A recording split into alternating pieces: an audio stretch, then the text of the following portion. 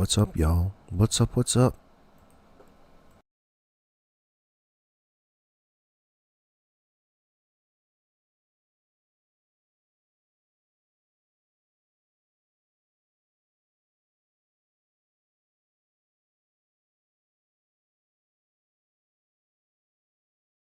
Oh, yeah, we're just getting into it.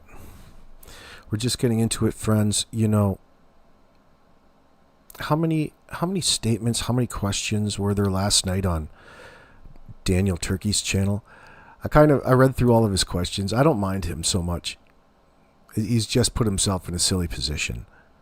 But he's an alright guy. He's got to be an alright guy. He's a YouTuber, right? I'll give him the benefit of the doubt. He's certainly agreeable. What's going on, Charmaine? Who's the dragon guy? What are you talking about, Wolf? The dragon guy. What are you talking about, y'all? What's going on, Julia? Hello, you early risers. Quillfish out there in Australia. By the way, I was sitting there listening to Ninchi. All of a sudden, she's talking about somebody plagiarizing her content in that sense. And I'm trying to make sense of that statement, especially for people who love to analyze. Because you want everybody else to really understand the points that you're driving home in that sense, especially if you're good at it, right? And we're all learning, we're all improving.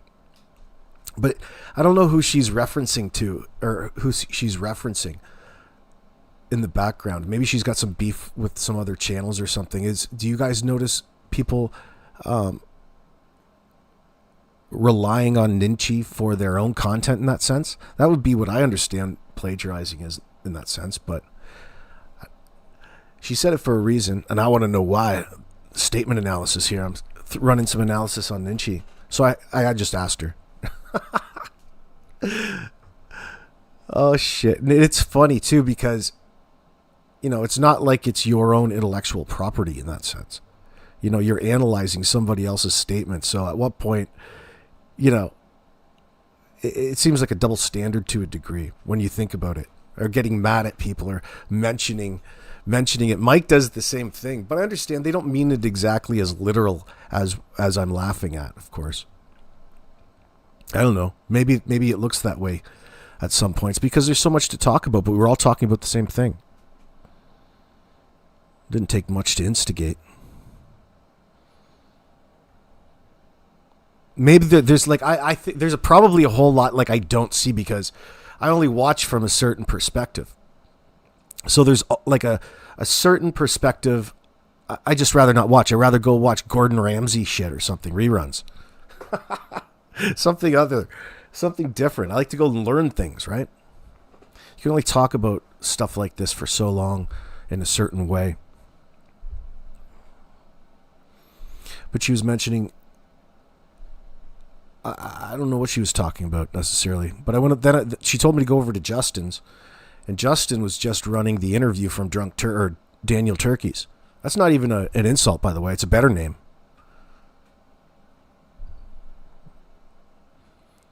You have to distinguish between the two at this point. But there was a ridiculous amount of statements from Daniel last night. A few things stood out to me. I ran it through the old analyzer. Not in the Plaids or anything Peter Hyatt related necessarily. I just wanted to isolate Daniel's statements and the questions. There's like 100. It's going to take you a while to put them in a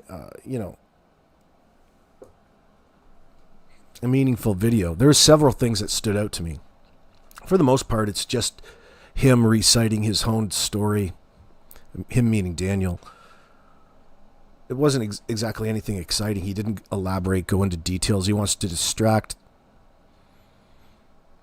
But he is still reliant on nonsense, garbage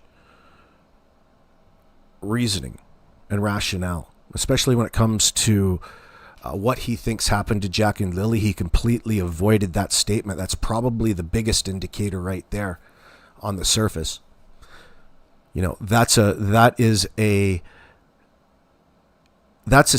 opportunity for a true victim in a circumstance to go into great detail other than the normal rhetorical questions that everybody asks from the media perspective in a normal situation. But he doesn't, he wants to allude to, but he doesn't want to actually, again, here's this term, linguistically commit to what it is that he's insinuating, which is a big problem in that circle. No matter what, you can act and play as innocent as you want. You do over there in Daniel Turkey's. And dude, it's so disingenuous when you keep referring to him as Daniel to seem more personable. It's so disingenuous, and it's ridiculous. It's disgusting. Anyway, that's just an opinion. Let me see. What are you saying in my chat, girl? Hold on, let me get this thing. It's not just annoying, but it's an indicator that it's like a twitch. Let me see. Should I pull up that in the background? Yeah, I'll go back to page 1.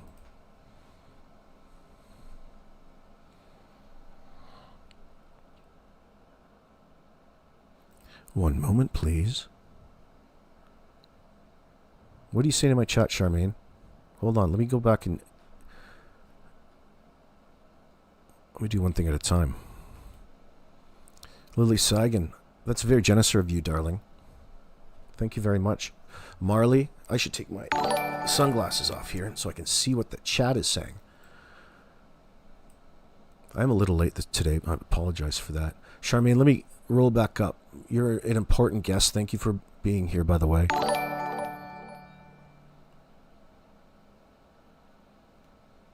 Yeah, I love Ninchi, so hopefully she doesn't think I'm plagiarizing anything.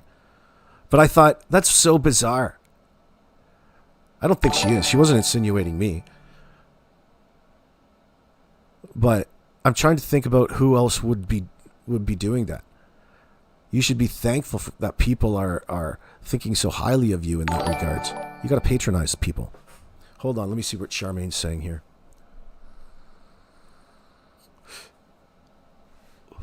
Callie G, good to see you, and Julia.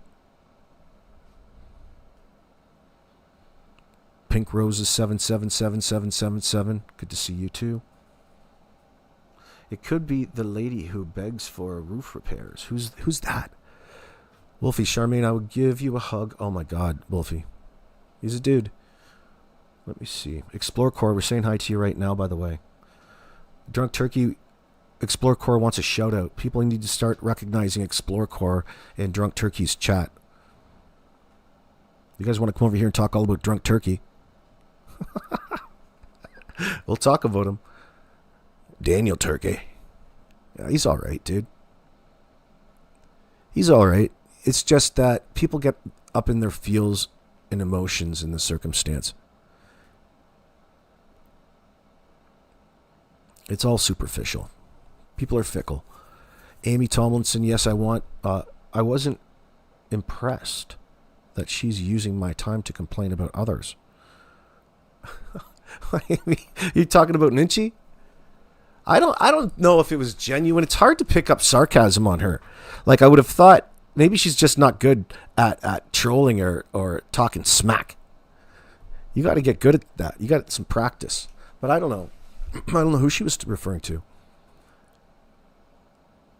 How dare you come over here and take what I analyzed and use it as your own? Like, even when you're analyzing something as close as Daniel Martell and all of this, things are going to rhyme. No, I'm just making more out of it. I left the comment. Make sure you leave a comment underneath her. Oh, fuck, Charmaine. Excuse me. You coming in here. Don't disrespect Daniel Turkey. You think that the guy's a big douchebag? Well, maybe he is. I don't know that yet, though. I can't get too ahead of myself. It's not fair for me. It's just I'm trying to give him the benefit of the doubt. Like, you have to understand what we're comparing to. Like, you know, we've been through a lot of wars with some really questionable individuals over the years. So he doesn't rate very sketchy to me He's just a dude with a channel. He's not as sketchy as people that we've normally interacted with. Julia Hayden. But you can disagree with me all you want. Maybe you're mad at him. How come you're talking about him being a huge douchebag? Didn't you guys collab? Didn't you guys buddy up and share and exchange audiences? I watched some of his Coburg coverage only when he was talking to family members of victims. Oh, yeah, he's one of those. Oh, yeah, you should have seen the Dylan Rounds case, for example, with Dougie Hutton and the Orrin and Orson West case. You should have seen the level of manipulation on the ground in these circumstances.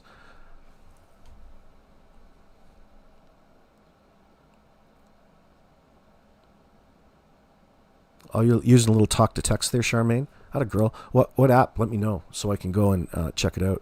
Let me go plagiarize your idea. Let me see. He's not all right. He's not all right if he's pushing Daniel Martell's narratives and innocence. At the end of it, Callie, no, that's a good observation. I mean, you have your right to say that, but is he though? I didn't actually get that. But it's not black or white in that circumstance. That's the trick to all of this. Not putting yourself in a position, but he's eager to have these particular interviews because, like it or not, there's value to them. And people want to just try to focus on the content in that circumstance. You're not going to have a guy up on your stream just to be a complete fucking asshole to him. So it's going to make certain people irate. And I'm not sticking up for him, but it just when you've gotten this far in your bias, if you will, when you've analyzed all the statements, you realize why it is and why it helps him. Not Daniel Turkey, but the other Daniel. Killer Daniel. Listen, he doesn't have any sort of personal reasoning or rationale, Daniel Martell, around the circumstances that still remain cloudy to us. And he doesn't want to at all touch them. He wants to dictate what is important to this particular circumstance at all points in time in a way that is diversionary. It's not helpful. That's typical. That's consistent with him thus far. That's a pattern, if you will. Speaking about patterns, there's a whole shitload of green candles up on the charts in the exchanges. It's a great day. It's very green. DT asked him about the rugs. That's what we're going to talk about. Thanks for bringing it up, Annie. Are you okay? DT asked him about the rugs, but he played it down way too much. That's the main thing that stuck out to me. And Daniel Turkey even followed up with these questions. You know, it's important not to get yourself too attached. Don't get any way of thinking. Maybe he's a douchebag, maybe he's not. It doesn't matter. Although I bite my tongue a lot on DT, if we all thought the same, we would get nowhere. Yeah, I don't know. I don't know about that comment. It's not about that. I'm not looking for vague generalities. What's up, Annette? Good to see you. Wolfie, good to see you here, by the way. I'm going to call you Wolfie. I know your name's not Wolfie, but you may as well be. You may as well put an I in there. I know it's Wolf 316, but I like Wolfie even better. So I hope you don't mind I made a little change. Amy says, yes, I did mean Ninchi. I'm not bugging her off at all. But she said the same things a few times, and I don't like it. Yeah, I just don't know who she's talking about. Maybe it's like a disclaimer. It doesn't seem... it seems contradictory to me. It's like, listen, you want people, essentially... You don't own anything in the circumstance at any one point. Maybe she was being sarcastic. Maybe you don't. Listen, you're looking at what would be otherwise considered other people's content, and you're already invading on their space. Doing it sensitive, in a sensitive type of way. Calling claims, only, applying certain things only to your channel and not to others. is contradictory, even with assholes. You have to take into consideration you're not going to get on with every other channel, because not every other channel is here for the same reasons.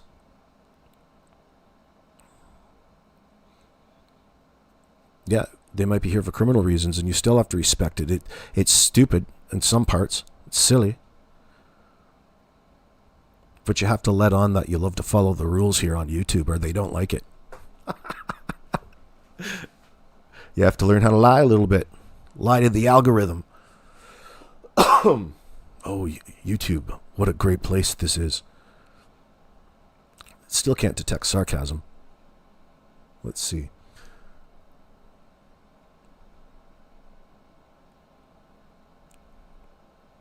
Oh, yes, Silver Golden.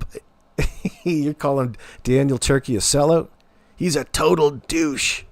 Well, Buck Charmaine is saying LOL. She loves that shit. Explore Core. I even thanked Daniel Turkey for taking the case on because I felt it was needed. Taking the case on? What the fuck kind of world do you live in, Explore Core? He's just a dude talking about it for fucking money. He's keeping you entertained. Drunk Turkey is there to entertain you. Are you not entertained? You needed fresh eyes like Drunk Turkey? I swear you're in my chat just to troll. You're such a fucking douche. Just so smart. Why don't you go thank everybody else like that? I think you're taking this YouTubing thing a little bit too seriously. He's not investigating anything. He's hosting a show. Maybe they don't need to silence differing opinions. Yes, Christine, the differing opinions about the case. Oh, we're not interested in the fucking opinions on the case. We know what's up. We're partial to statement analysis, among a few other ways, but not really. The cues are secondary. Statement analysis is where it's at.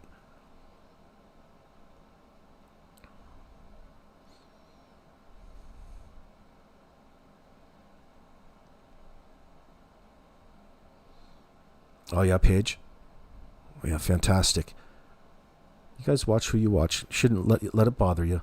Okay, my problem with Drunk Turkey is from, says Charmaine, towing half-truths and spreading false information. I'd probably be pissed off at him too then. That's not very nice. He disregarded everything that Daniel has said that's inconsistent, even though he has the information. It's irresponsible. Yep. Sure, certainly it is. Especially when it comes to child murder in this circumstance.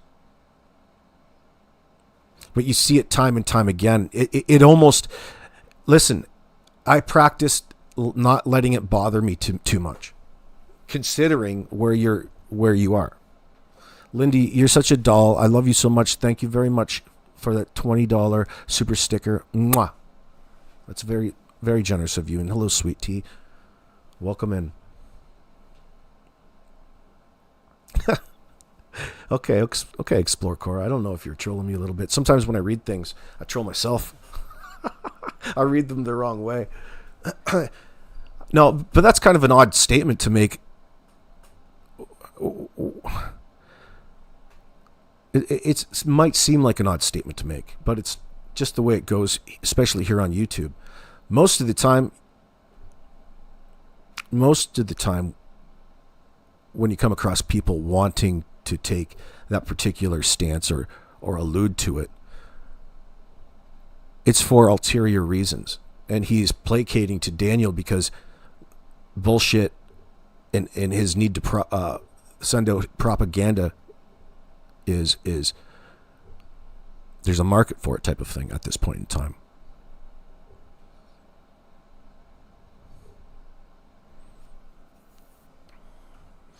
And the distracting part comes in where people want to emphasize on like Mike likes to bring up and talk about the mystery. And there's no such thing as a mystery, especially when it comes to child murder. Now, there comes a certain amount of times of these cases that you get sick of how it plays out.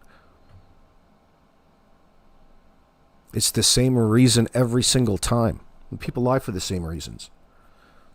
And they use these circumstances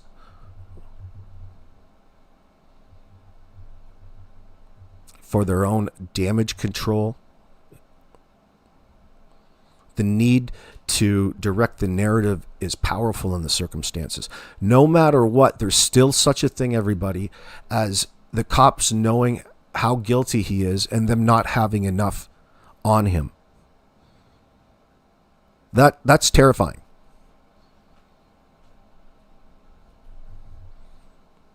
But these are real circumstances, and we're not going to know the ins and the outs of the investigation. And Daniel, there's another one that Daniel loves to talk about how he knows everything. Now, they'll give him,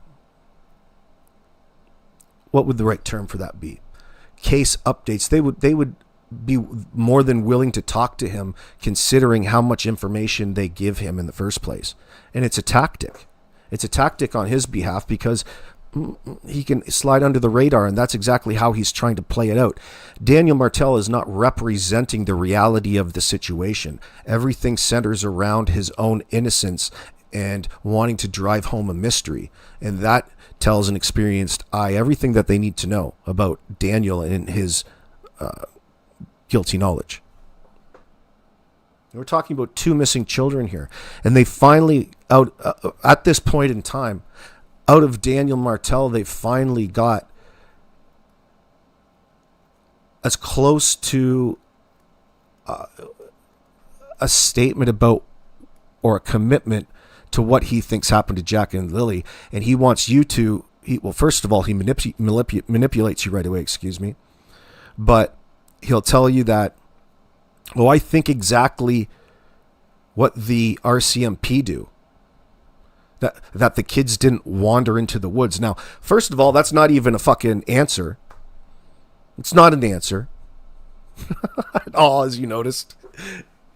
But this is his answer to that particular question.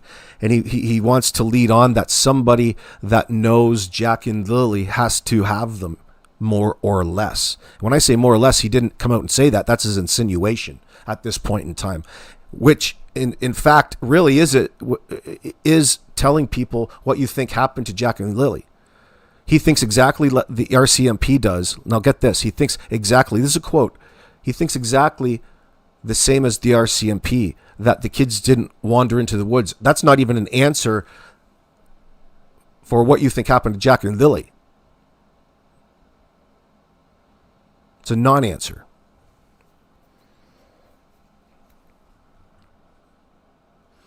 But we know that the RCMP have come out and said that they don't believe that the kids are alive.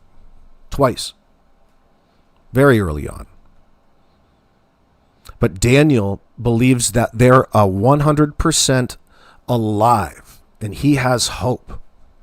Do you know why? This is my opinion. It's because any other answer to that question would invite in a flurry of new questions that he doesn't want to answer.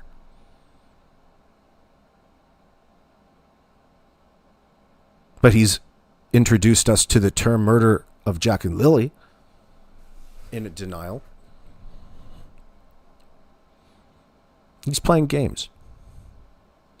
Yeah, and this Daniel Turkey asked him about the breakup, and that was his opportunity to introduce Durwood O'Grady again. Durwood O'Grady, y'all. Jordan, you hear that? Your old man, boy. Dirty Durwood, the nasty boy. This guy is an enigma. He's the all-knowing. No, Daniel Martell wants everybody to know that only Durwood and the investigative team know certain things in the circumstance. It's such bullshit. The fact that he's even introducing that is ridiculous.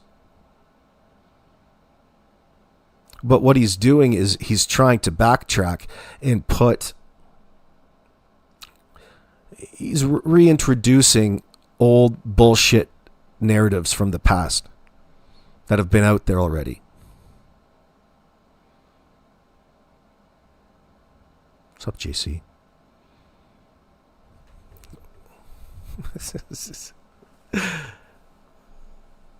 So many statements. 108. There's about 80 some odd question and answers between the two. Let's go up around number 70. Let's see.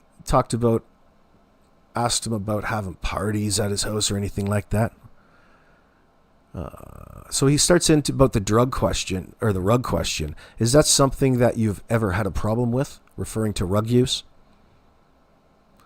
Daniel says, I've used rugs before in the past. I'm not ashamed to say that. I'll be the first person to say that.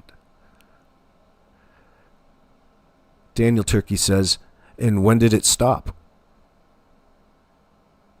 Response, it stopped before the disappearance. He stammered. It stopped before the disappearance?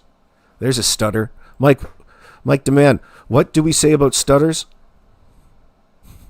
In this circumstance, the whole statement and this whole conversation is avoidance in that sense, but that's leakage. Obviously, I wasn't using rugs during this. Another stutter. During this search. Two of them in the first two sentences. Oh, shit. Obviously, I wasn't using the rugs during the search or anything. Some of Malaya's family claimed to say this. That's Haley. So you can't quite put a finger on exactly when this was, but it stopped way before the disappearance. It doesn't really matter at that point. There's still a problem at hand that he's avoiding talking about. Not that you would expect him to. He doesn't have to come out and tell you all about it. But it's funny how he lies and avoids all of this. AB, where is Lily and Jack? Thank you very much for the £5 donation, Esther. It means a lot. Thank you, darling. And when did it stop? It stopped before the disappearance, obviously. It stopped before the disappearance. Obviously, I wasn't using rugs during the search or anything. When he says or anything like that, this is a qualifier. When he says anything like that, it really indicates what's on his mind in the background.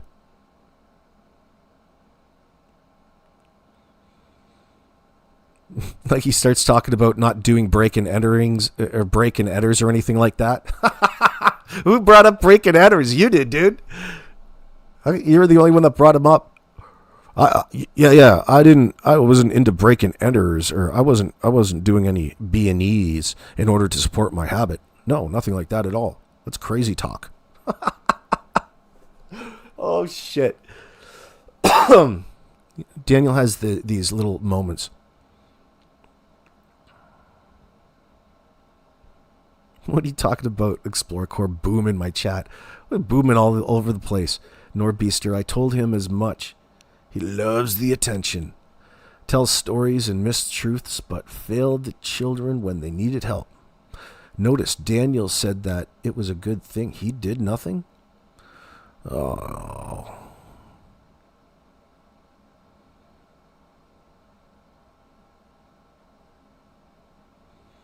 Lily Seigan, Daniel had a bad case of the pasties during the interview, the dry mouth. You guys were picking that up. Yeah, I saw that actually. A couple people made videos on that. Or I mean plagiarized Ninchi. I'm kidding. I don't even think. I think she's just being a smart ass. Daniel had a bad case of the pasties. Hold on, where did I leave off? One of those boom boys, Explore Core. Boom! Boom! Boom! They're all over the crypto sphere. Boom! To the moon! Today's a to the moon day. That dum-dum is addicted to using the children as fame. Do you think so, Marley? I think so, out of self-preservation.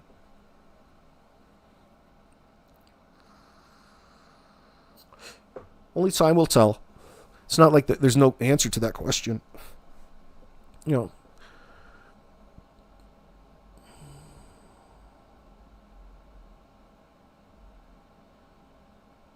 You can get it through Daniel's speech. He speaks in cursive sometimes, as opposed to a clear, concise thoughts in words and letters and loves to talk. Wolfie Daniel M says, as soon as video came up, who's the handsome guy up there? He is something. But what about, let me see, where he goes on about these rug statements.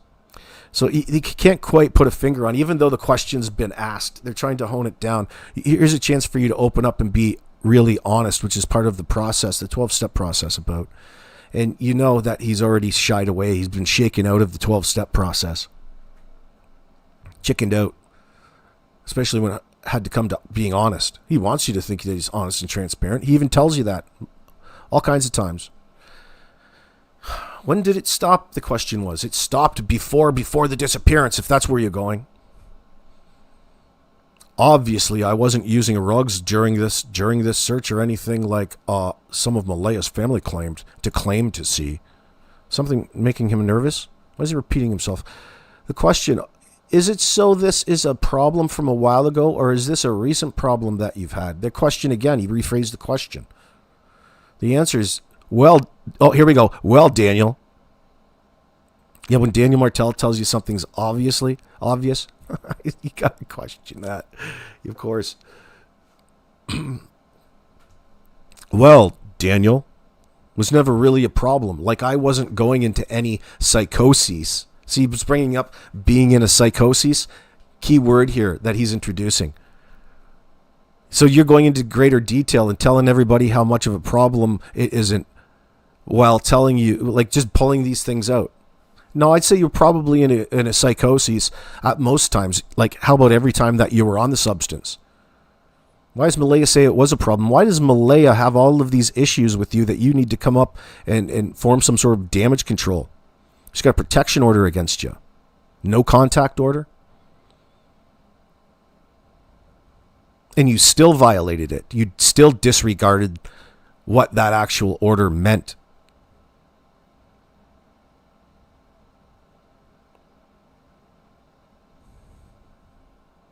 Well, Daniel, it was never really a problem. Like, I wasn't going into any psychoses or being, crazy in any way. I wasn't doing like breaking and enters, doing anything like that to feed the addiction. You didn't have to. You had Patty's credit card, and you even asked her for money. I'll keep you going for a while. And all of the fraud that you allegedly, put Team Canada on the hook for. Question, but what about when was the last time that she did use, or meaning you, much before the disappearance? He's asked the same fucking question 3 times, bro. Slightly three different ways, but it's the same question. Like, can you just answer the damn question? I've asked you this 3 times, son, and you've avoided it every single time. I expect it to be and happen again right here. Just hold on. The answer, I can't put an actual day on it. Well, why can't you? Sure, you should be able to. I can't put an actual day on it, but it was much before. Oh, well, since you said so. Yeah, is he high right now? Absolutely, yes. We're not talking about on weed. We're talking about on the mathematics, boy. We're talking about on the Tina, on the tweak, on the crystal math. I can't put an actual day on it, he says, but it was much before. And I didn't have any rugs. There was no rugs on the property. There's no math labs. There's nothing like that. You would have seen me going in handcuffs the very first day if there were rugs, right? See, he needs to ask you, right? You understand? Right? I need some affirmation. No, you tell us. You tell us. Why can't you just answer the question? This is not what we talk about the denials, about how important a straightforward denial is, the hard denial. This is anything but a hard denial, by the way. So he's showing sensitivities over really honing down what otherwise, to a person who's put rugs in the past, would be able to talk at great length about. It's pretty rhetorical in these circumstances. Oh, congratulations. When can we congratulate you on your sobriety, dickhead?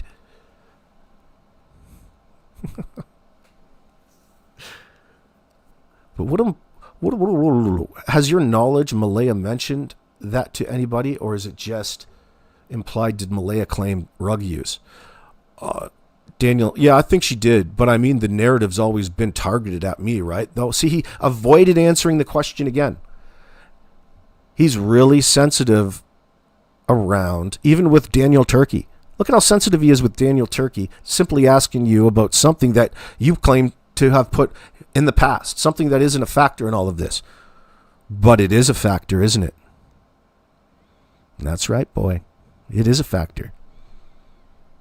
And maybe this little scheming of yours, this little B&E scheme that you have got going on with your buddy Derwood O'Grady, Darren Geddes, maybe you guys are in the loop, working together,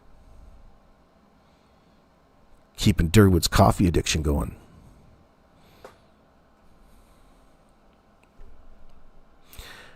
Question number 77. Daniel Turkey asks, so, you believe that the kids are alive? Answer, yes, 100%. I hope every day. Didn't ask you about that, but you're telling, look at this, all of this shit. Yes, 100%. I hope every day. I believe the exact same as RCMP do. They didn't go into the woods. Whew, that's some hardcore 90-degree avoidance there. 90-degree, off to the left, sidestep, no answer. That's another non-answer. Yes, 100%. You believe that they're still alive? That's a lie. Question number 78. What do you believe happened? Oh, I don't want to go into any theories, Daniel says. I don't want to point any fingers because I've done that so many times online. So I'm going to refrain from doing it. So the most interesting, the most important question, especially from the perspective of someone who's innocent, would be that question right there. That's a question that you'll see on each and every interview when people are in the exact same situation that Daniel is.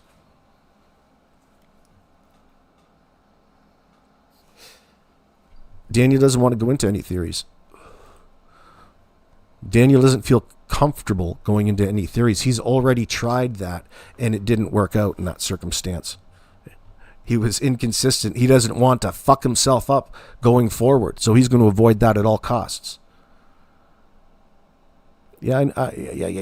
Tammy, what's going on? Tammy Burke. Hey, Balance, he used the words dead silent. Yeah, I heard that.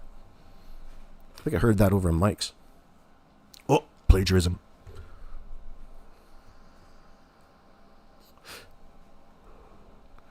Has Kent ever come back? No, we kicked him the fuck out. Maybe he warned Daniel and Derwood not to come in here. You might threaten to push down a hill on a tandem. What is it you're saying there, shenanigans? We told Kent not to come fucking back. He's a douchebag. All right? Huge douchebag. We're not advertising, hey, this place isn't for everybody. This place is for people who love to talk about what nobody else is talking about on that level. The reality of this circumstance. We cannot be bought.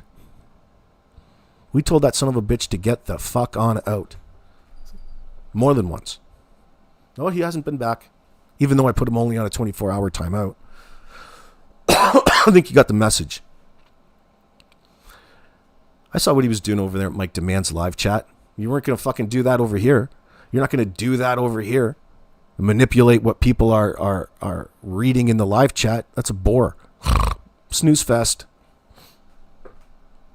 I saw what Kent's doing over there. He's a fucking e-beggar, dude. He's a fucking weirdo. You don't have to be a weirdo, dude.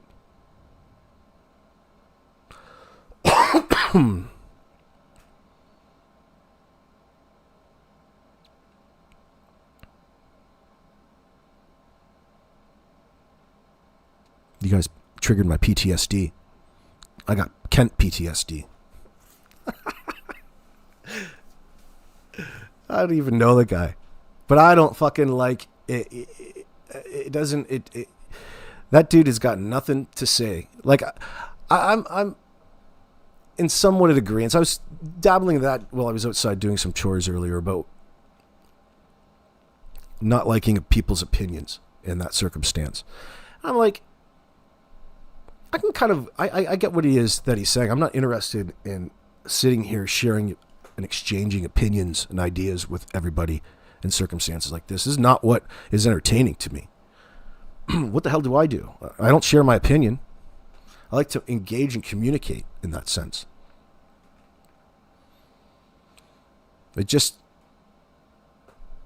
These are stories that are genuinely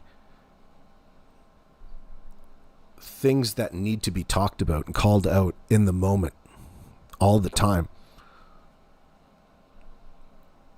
Not necessarily anything specific with Daniel, but there's these circumstances. There's a reason that we're all here, and it has to do with the guilty parties trying to get away with murder on the backs of young children who can't otherwise speak for themselves. And there is a lot of them. There are a lot of them.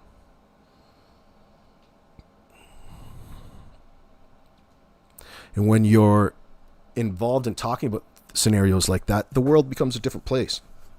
That's why I try not to let it get me too bothered about other channels and what people, because you're seeing it from a different perspective. There's going to be a large percentage of channels that love to trip over each other's feet to go and have the opportunity to talk to certain people like Cher at Voices Behind the Wall. There's a competition for that every single time, especially, well, I won't say especially, but every single time.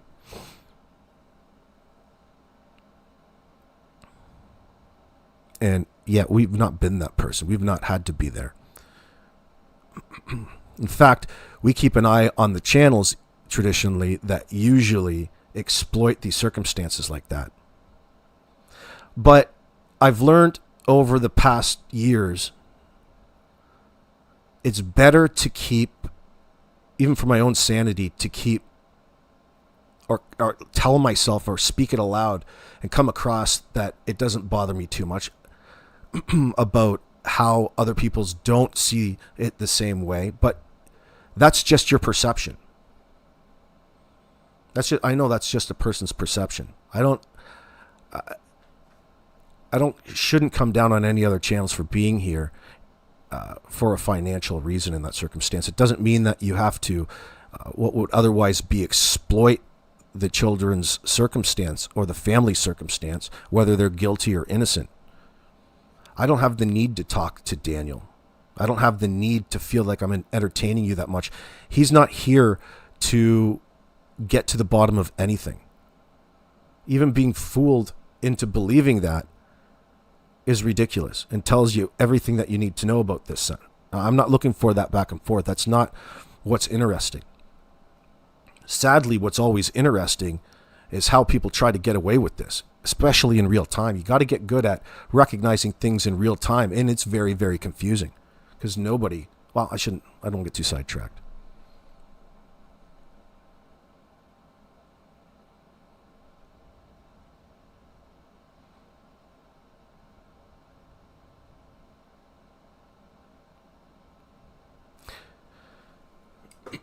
Like with Summer Wells, well, I shouldn't start in that. I don't even want to talk about that.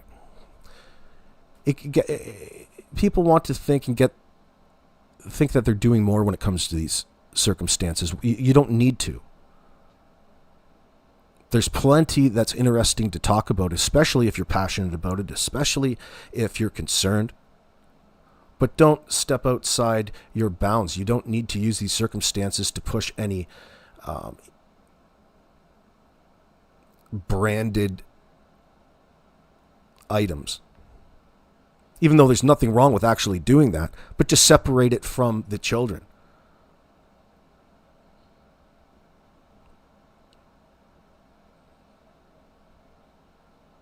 I wouldn't have thought that this is a Christian morality thing, but maybe it is. And I'm not trying to make it a religious thing, but I would have thought everybody wants to protect their children.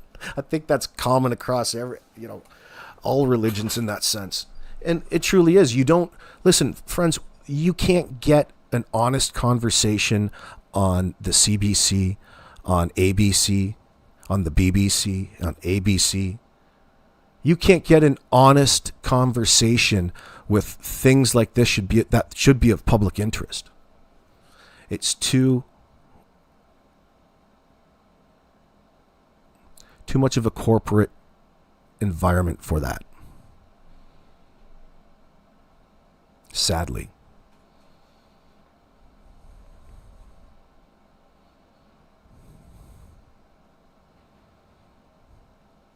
And don't you know by now, the TV is used to propagate, to spread propaganda. Don't get mad at it. Just recognize it for what it is.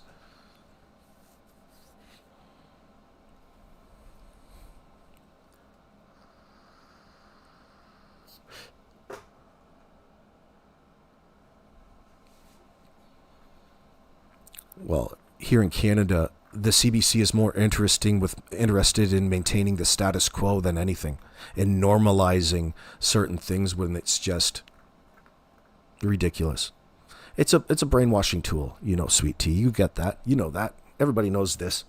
Need to be reminded of it every time, though. We keep falling for it.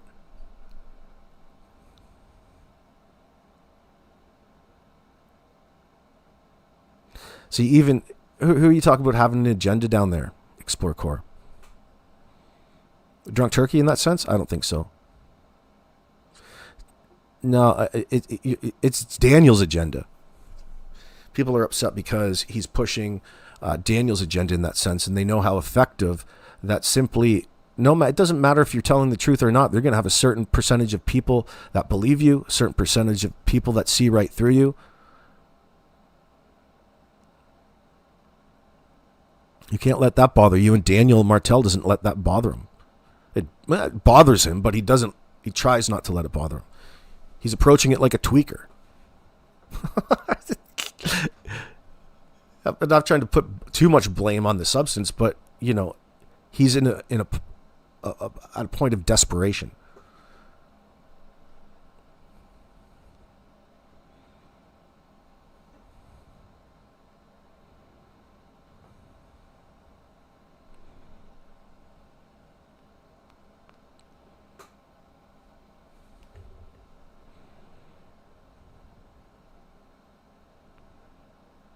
Oh, but people still get pissed off about it. Where the fuck did Charmaine go? What was her problem with Drunk Turkey? I didn't get to the bottom of that. Oh, it's the half-truths. Yes, I did. Yeah, you did tell me. Excuse me. Well, Charmaine has the right idea in that sense. That makes me feel better. Charmaine has the right idea. You've come to learn enough. You don't need to clarify any things. By the way, Daniel, why is it that you need to keep coming out? He's trying to capture in new minds in that sense, right? He's actively out there canvassing for your thoughts. He needs you to believe it a certain way because he's just that narc. Narcissistic in that sense. You can short form narcissistic as narc too, for that dog.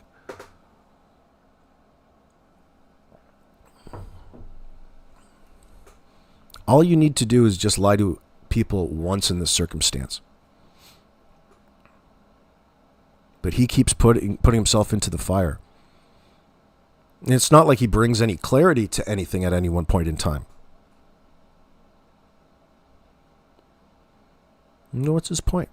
What do you think his point is?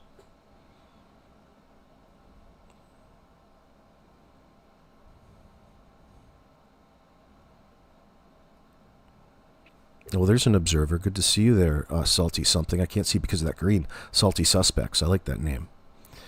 You just said it, though. Protect their children. These were not his children. All right, Salty. Yeah, they're not. They sure aren't. But it goes to show you just how much he's desperate to have people believe that he's something that he's not. He's not. When you don't need... People can think what the fuck ever they want about you. People do. Does everything bother you at any one point in time? No. So why does it bother a person like Daniel in the moment? Especially people that you wouldn't otherwise know. But yet you go out there as though it's your duty and it's just part of it. He's got his agenda is to push how silly. Well, I shouldn't say that. The reasoning is just silly. He doesn't have any reasoning or rationale behind the things that he says. Unless it's about this rehashing or retelling, the same story told RCMP. And I mean, I don't know what you guys need to qualify as inconsistent with this whole crew, the last 3 people to see them alive. There's enough inconsistencies publicly to recognize that there's an issue. And that's something that we'll be looking back on at one point in time and recognizing, remembering, reminiscing.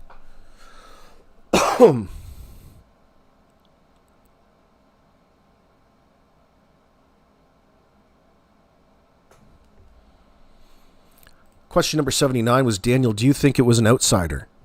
Like the outsiders like Big Daddy Diesel and Scott Hall? Razor Ramon? They were the outsiders in WCW. Anybody else remember that? The outsiders. Before they're the NWO. I watch too much wrestling content.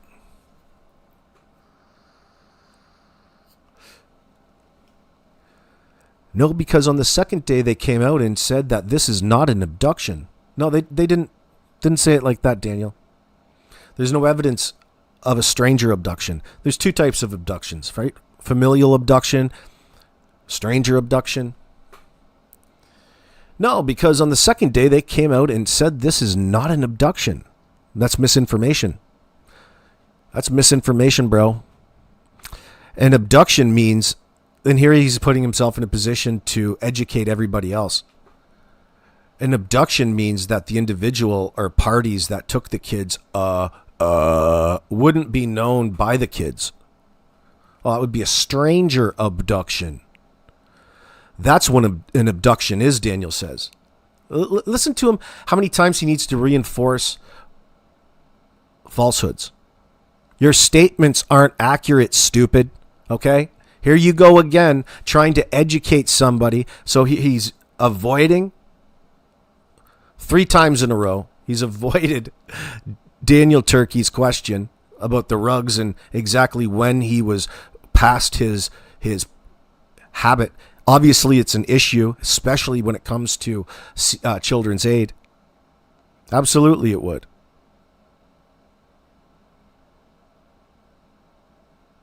Oh, and he even offered you an out onto Malaya there.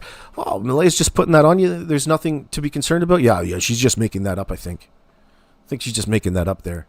So what does his drug problem have to do all of a sudden with drugs during the search? He's identifying all of, well, these are just areas that he's avoiding. It's avoidance. No, I don't, Chris. Do you, Chris? No. Sold them? You think I sold them? Come on now. Let's fucking sell you.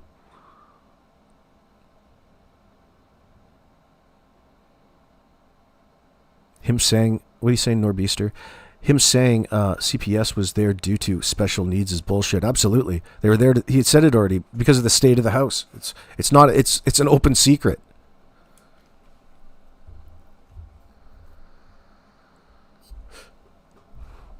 I think I'll just take these kids down to the kid market and see what I can pawn them off for.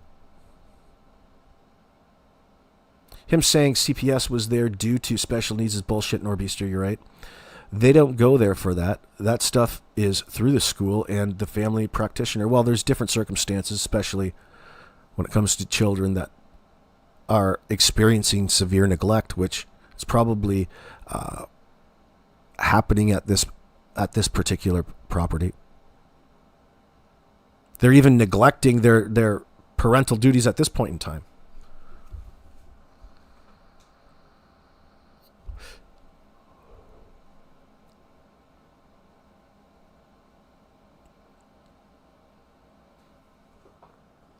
What are you saying, that the fire at Kent's has something to do with all of this, Ruby? Is that what you're thinking? It's a possibility. I think I know as much as I can know about it at this point in time. They don't want us to know anything. Even though his aunt's married to... His aunt is best friends with Janie. It's a family affair. It's a family affair, baby. It's a family affair. Do you like Sly and the Family Stone? I love him. I used to love Sly. I love watching Sly and the Family Stone, too. They're really talented. You can Google search info. Yeah, I can see that. Where'd Charmaine go? Girl, where you at? Girl, let's collab sometime. You want to collab like Drunk Turkey did with Sonny? Let's get him back. Let's collab together and just talk shit. So much shit that people are just going to have to tune out because it's so disgusting and stinky in here. Exactly, she says. So why not address it all or any? I totally remember the Outsiders and MWO. Yeah, I love Kevin Nash.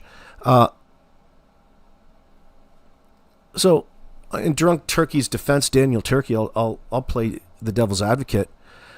You know, the guy asked him, you know, in this circumstance, if you're just to go from, like, I didn't know if he was giving any facial cues. Maybe he was naked or so. I don't know. Listen, he asked Daniel, here's the 3 questions. So, where did it start?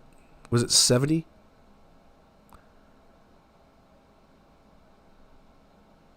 So it starts with, have you had parties at your house or anything like that? Then goes to, is that something that you've ever had a problem with, referring to rug use? Because Daniel brought up the rug use. He was taking Daniel Turkey's lead. And the next follow-up, and when did it stop? And is it so this is a problem from a while ago, or is it a recent problem that you've had? There's 2.5 I consider. But what about when it was the last time that you did use, and much before the disappearance? 3 times he's dodged the question in a row. That's 73, 74, and 75. Oh, he could even consider 76. He's still dodging at 76. Has your knowledge, Malaya, mentioned that to anybody, or is it just implied? It's implied Malaya, did Malaya make the drug claim? Oh, yeah. Then his answer is, I think that she did. Oh, I think so. Yeah, that sounds about right. That sounds fantastic. Let's go with that. Shenanigans. The fire was live business and customer vehicles. Yeah, dude. Well, if you've got a legitimate business, you need to have fire insurance and insurance. Okay? Like, shit happens. Oh, all the vehicles were insured. Oh, big fucking deal. Just an excuse for him to go push a GoFundMe. Come pay for something for me. I'll put 100x long on the fact that he's a fucking idiot. Honestly, AB, I don't know what to think, darling. That's daring, or darling. You don't know what to think, Chris? Well, stick around a little bit. Pay attention to some of the statements that they make. It should lead you in the right direction. Anything else is just stupid. Silly.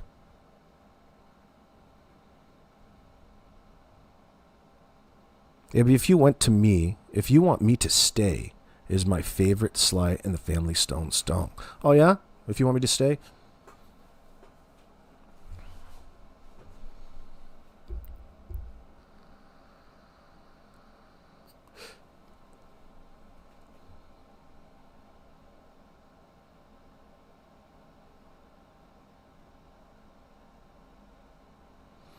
Lori, the teacher that gave that reporter the picture of Jack, how could she get it?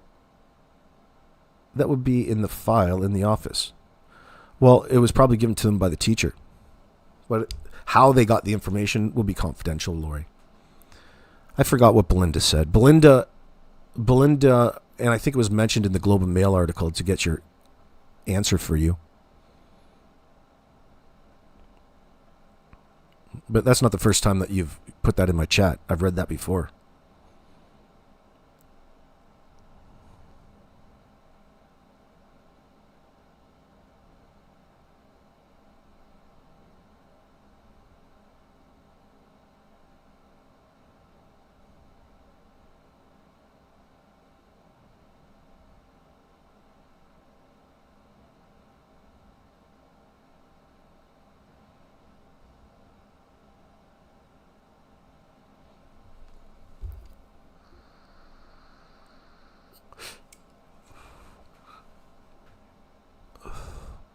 Yeah, Lori? Well, you don't even know what the fuck you're talking about.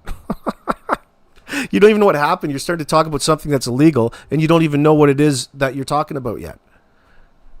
You asked a question. So how's something illegal that you can't identify yet? You haven't answered your own question. You're fucking ahead of yourself. Non-topic. It's a non-topic, okay? You don't know how they got the photo, but it's a school photo. It showed up in a school photo. The photo's all the way around out there. Who cares? It's not like it's being made up, or it's just a side against Daniel in circumstance. You know, kids have many black eyes. Daniel said, got black eyes all the time. The only way it matters is in you can bring information out, and it happens all the time from Good Samaritans on all of that, especially when it comes to what's really going on. When it comes to abusive situations, information isn't exactly confidential in that sense. It's not confidential. It's already well known, and they get to know it at the agency. But you don't know how they get the information or who told them. Why should you? Why should we? It's not important in that sense. You don't have to wait for Children's Aid to let you in on everything that they know in an investigation, so that you can therefore go ahead and pass judgment. You don't need that. You don't need it.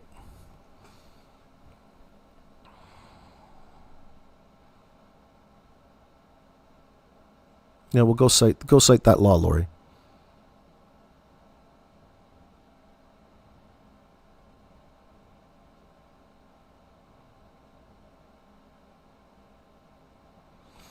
Think about what it is you're telling me. You're not allowed to have pictures of somebody else's child and pass it over to a reporter? Why not? It doesn't, listen.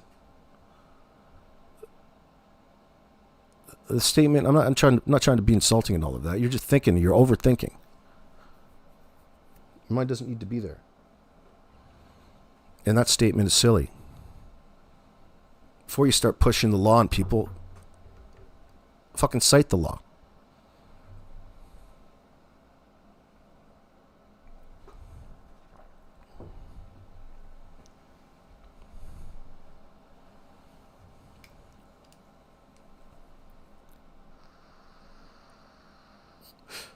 Oh, I see what she's saying.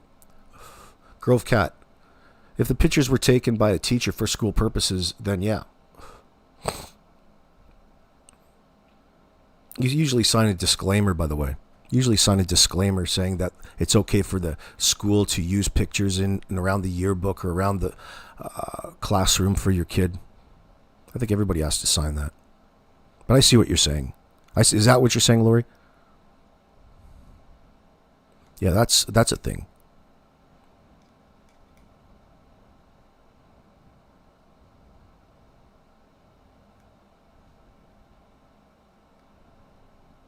But many times things are just shared, right?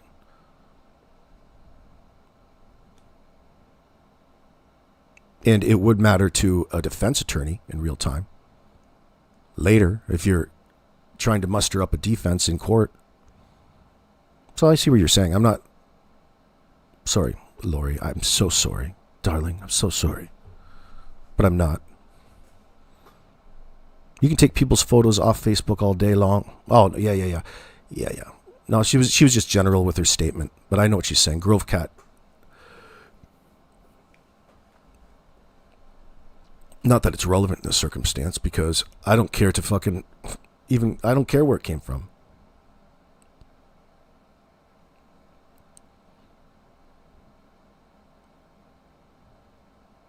I'd rather keep my ear to the ground. You listen to all of these things from random people. Not that it's going to lead you in the right direction necessarily, but people that are engaged in the circumstance generally seek out places where they can share that sort of information freely. It's not usually necessarily always on Facebook. Usually comes by way, often in these cases, from a live chat. Not always, not every time, but it happens.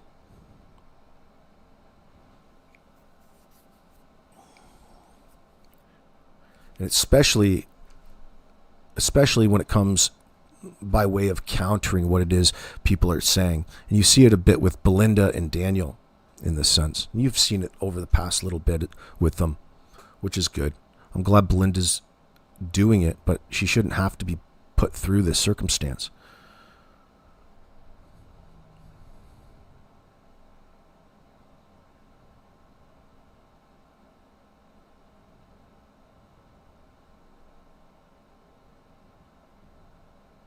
Now, how is that a mistruth? Explore core. You guys are getting yourselves confused. You're confusing yourself. You're not. Which one is it? What does it matter? How is it relevant? How is the picture itself relevant? And how does that equate to so many mistruths in the case in this regard? The whole thing's a bullshit lie from Daniel. So why does it matter to you where that picture came from? Do you believe the picture's real? Is that why?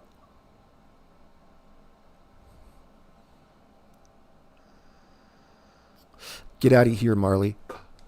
Thanks for stopping by, darling.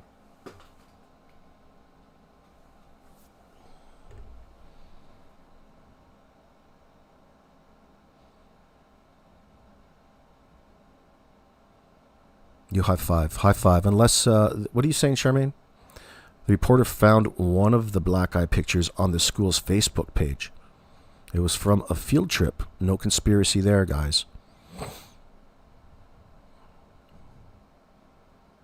Down, Dougie.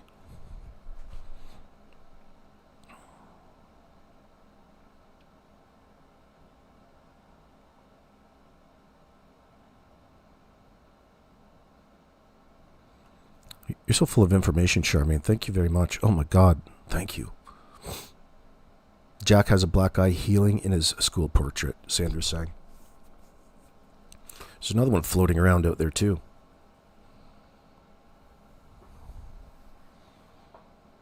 Not that it necessarily means anything.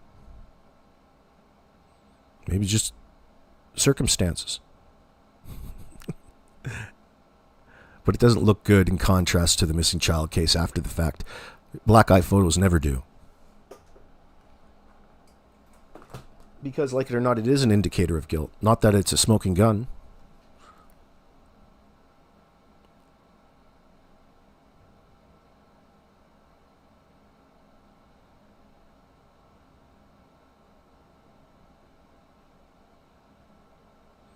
I never said I had an issue with the picture or where it came from.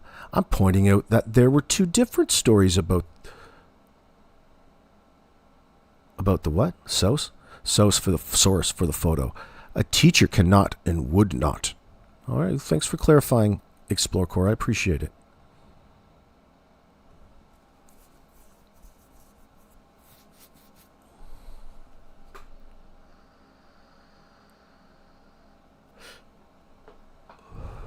Of course not. Do I want you to leave? No. No, I don't. Daniel said Lily had a black eye when she went missing. It's a funny thing to admit to. He just wanted to emphasize how frequently they happened in her life. It's an in-the-moment thing, right? Pink Rose 777. The other 100 people that have access to a yearbook with Jack's photos.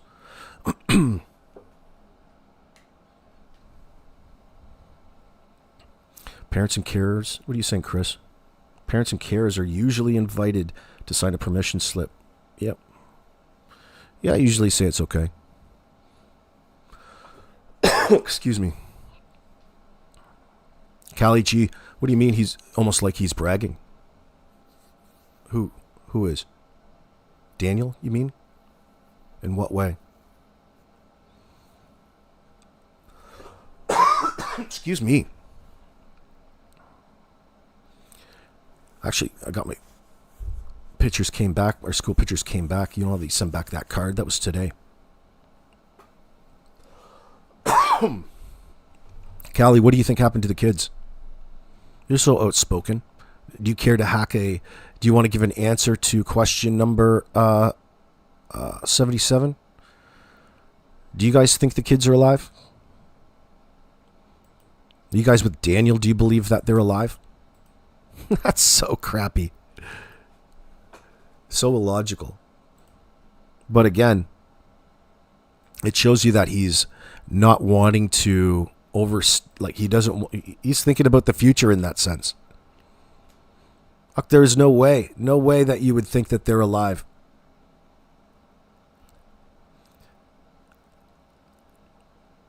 No, you guys don't believe so? Not that I'm expecting a whole lot of yeses. But I mean, what do you guys think it tells you? It shows you that, really,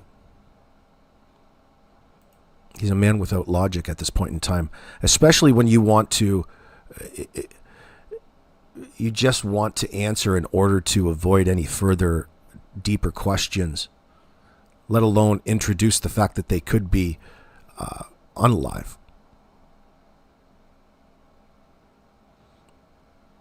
He has 100% hope. Come on.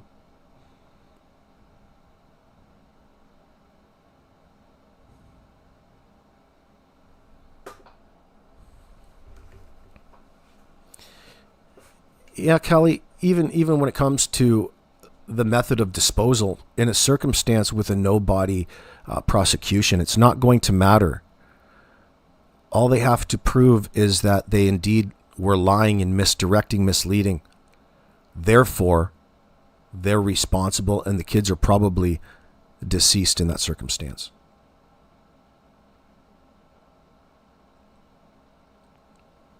But they have to do one thing at a time. They want to do one thing at a time. You can't do too many things at one time. Like, first you want to, unfortunately, find out all the evidence, which is the point of having the cadaver dogs, that there was decomp.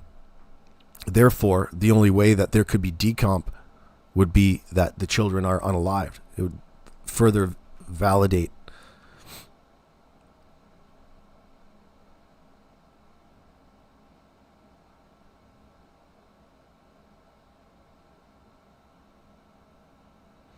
Charmaine, true, but taken into context with Daniel's lies about CPS involvement, make it all that much more suspicious and troubling, in your opinion. Charmaine,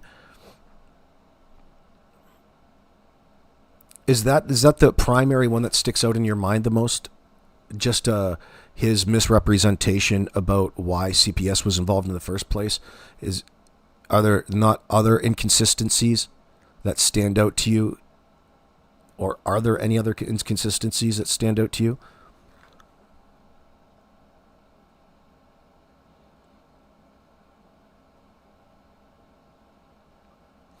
The fact that he introduced... I'm just curious about that. There's no right answer to that, by the way. Where is that? Where did he introduce this breakup? Where was that? Let me pull this. When he's introducing Durwood in his answers. I got to read this out. This statement.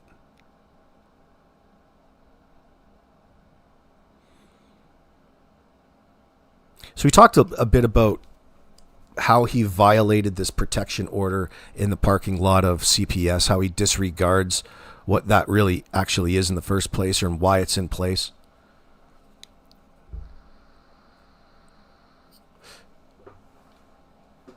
No, Brian, I think the dogs are working. They're on standby. They're doing their things. They already went through his property, but there's probably other places and other things to analyze in that sense. Where is that?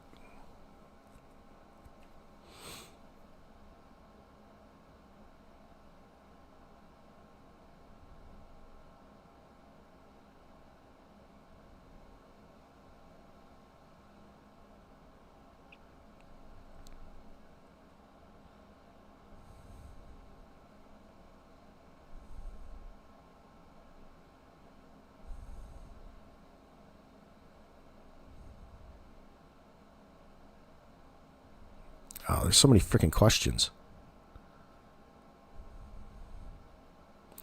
Do you know if the cadaver dogs, I don't want that. Where do you mention Durwood there, Daniel? Let's see. Do you know if they denied anybody of entering property? Oh, let's see. It has to do with the breakup.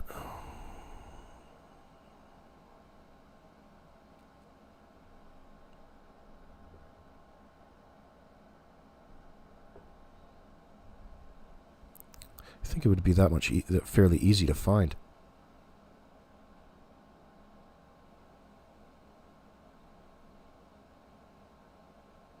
I should learn how to use this properly. Where's the keywords? Oh, fuck. Forget it. Went into detail about this stupid fucking blanket. Oh my God. You know, even the way that he plays all of these little circumstances off as though he's trying to push the mystery of it all. The fact you're in that situation and wanting to put a mystery rather than something that's actually factually occurring is a problem.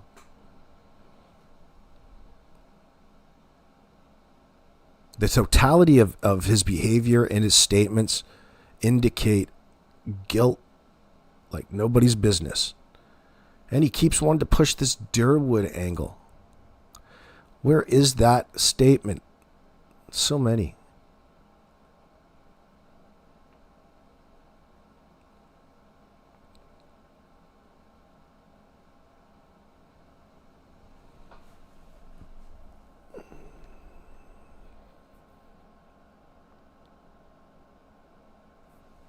Oh, man. I didn't think it was going to be this difficult. I thought it was right there.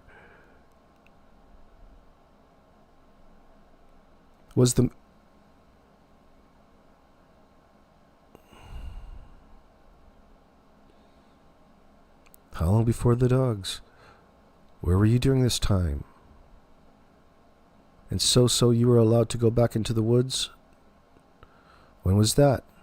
At any point in the first day, did they question you guys at all as far as Malaya? When were you notified about the blanket?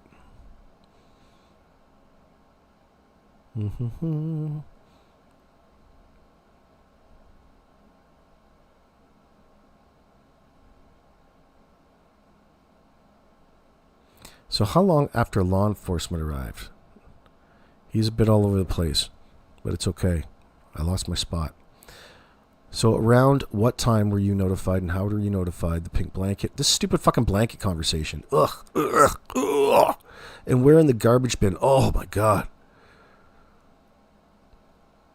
The only thing that Daniel has been about the blanket since day one is fairly inconsistent. He's been represented as inconsistent in the media about it, and he will not even go into why it's relevant other than the fact that it belongs to her and it's the only piece.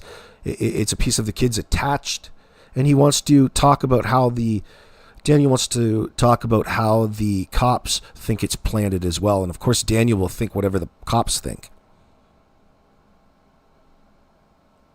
And he goes into detail about it being or not being on camera or being able to be seen at a certain time from the bus,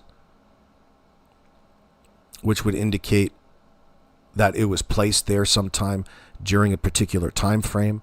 But that still brings everything back to the person that was in the area at the time, which is going to be between Daniel and his imaginary friend, or the imaginary person that came into the picture that he wants to allude to, which it's really him. It's Daniel. It's nobody else. No, but that's a great place for Daniel. It's clever for him to kind of back himself into that area of thinking that, well, I think what the police do, and the police don't think it's an abduction. They think somebody close to the, so first of all, he puts himself in a position to tell everybody and educate everybody to the definition of an abduction in this circumstance, which was not even accurate, as a way to validate the misinformation that he was communicating in real time. No, that still would be an abduction. Okay? He just doesn't want his statement to be negated. So fucking ridiculous. These are non-statements. But they're statements, but they're not answers. Excuse me. Talking about how his family's so cooperative.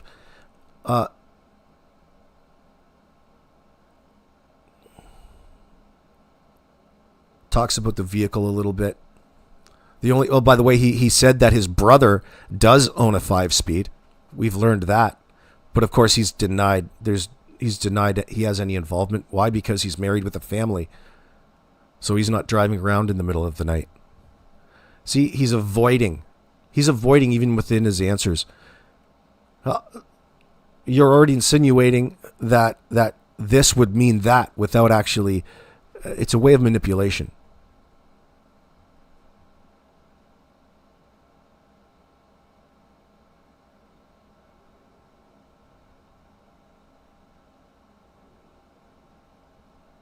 You tell me, Eliane, it's not a bad theory. It's not so... you're on the right track. But I mean, you didn't have to end up with what if. I mean, I don't think that that's really plausible, Leslie, at this point. Wickman says, a bad theory here. What if D and M were fighting on Thursday night, which is probably true, when they came home from doing 6 weeks worth of laundry? By the way, they still can't remember. Daniel is so incoherent around the entire Wednesday and Thursday scenario with doing washing and laundry over at Patty's that it has to be considered avoidance. Even in the early documents that are on your page, you go back through them yourself, and it's a completely different story than what he was talking about on Drunk Turkey.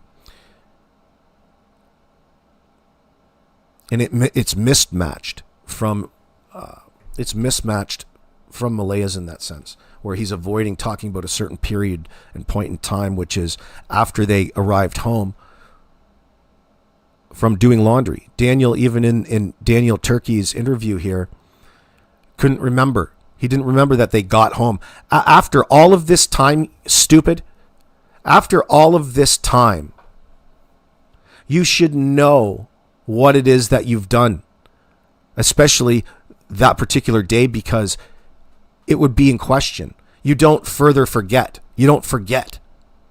So you got to consider that an inconsistency at this point in time too. You guys got home. People know your story better than you do, Daniel. That's a problem.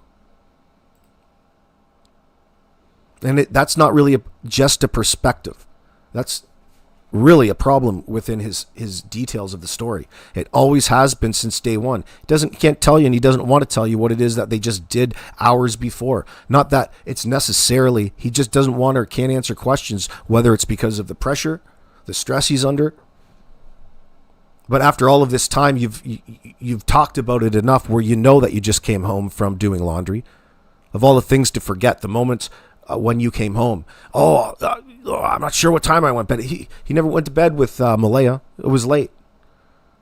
But then it's not clear because he doesn't go into detail about it because there's nothing to remember. Remember, he was sleeping. But he vaguely checked on the kids, he wants us to believe, around midnight during that time. Well, that hones it down to after midnight, so you claim, but he still won't commit to anything. The bottom line is he doesn't want to commit to anything. He leans more in a more vague description, more generalities in this circumstance. You've had enough time to become more concise, more precise. The question isn't new. You're not on the gun.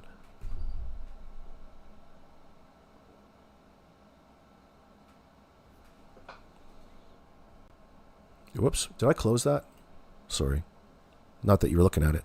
Sorry to myself. Excuse me.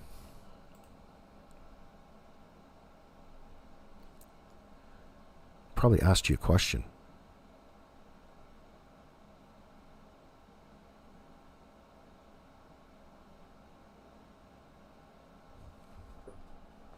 Larry Green, you don't expect to be, I don't know what you mean by that. They don't expect to be updated as to progress in the investigation, even though that stupid corporate media will sit there and ask the question.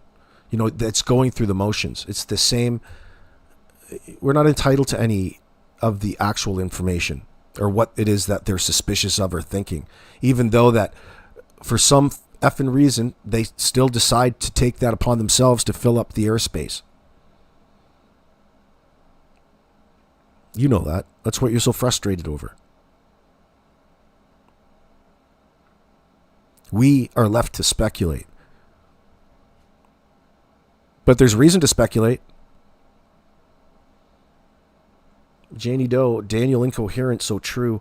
I just read the redacted statements for the first time.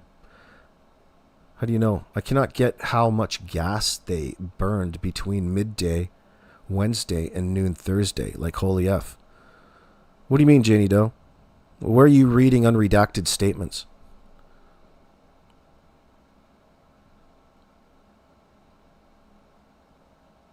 And where does it say how much gas they burned between Wednesday and Thursday? They're doing a lot of driving. They're driving around all day while they were doing laundry. Then they went to Walmart. So they're doing things while they were out, right? They've got a lot of laundry. It's ridiculous to go and put that on Patty, though. So I gave up looking for that statement, but Daniel wanted to introduce Durwood as part of the breakup question.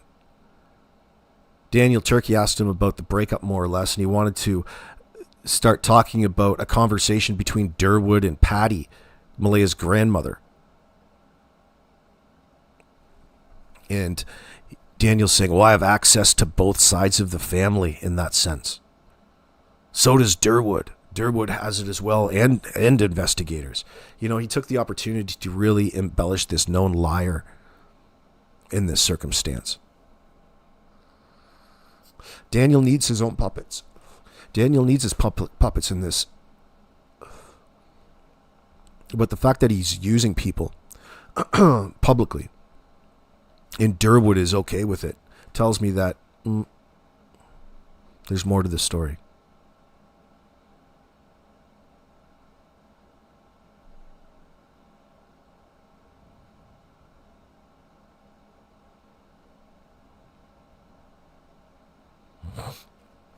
Yeah, I mean, I like those little cars, but in the circumstance, Daniel has, you don't have to have a modded exhaust. You can just have, some rust damage, or you can have a kink in it. You can have a little hole in the exhaust, which is a common problem that makes it loud. It doesn't matter when you're out in the middle of the rural setting and there's not a lot of sound.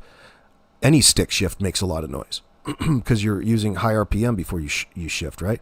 Take it up to 35, or depends on how fast you want to get the hell on up on out of there. It has a sound.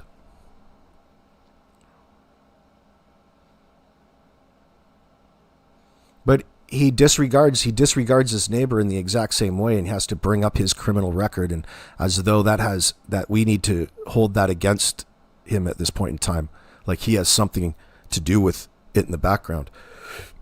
The disappearance. Yeah, I don't think so. Like, to even offer that up tells you that he's taking the opportunity to send messages over the public airwaves from his position rather than talk about the fate of Jack and Lily. Now, he doesn't need to do that.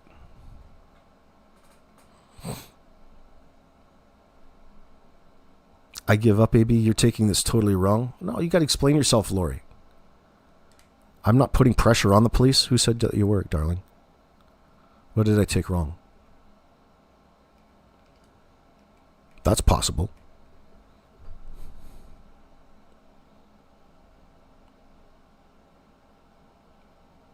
Oh, there's a lot of omission, Lily, no doubt. As you would imagine. A lot of Daniel going from experiential memory, especially with their relation on how they felt about the children last time they saw them. That's easy enough to do. Durwood had a truck and it was probably also a 5-speed. How do you know, Callie? You don't see a lot of stick shift trucks. Unless it's old.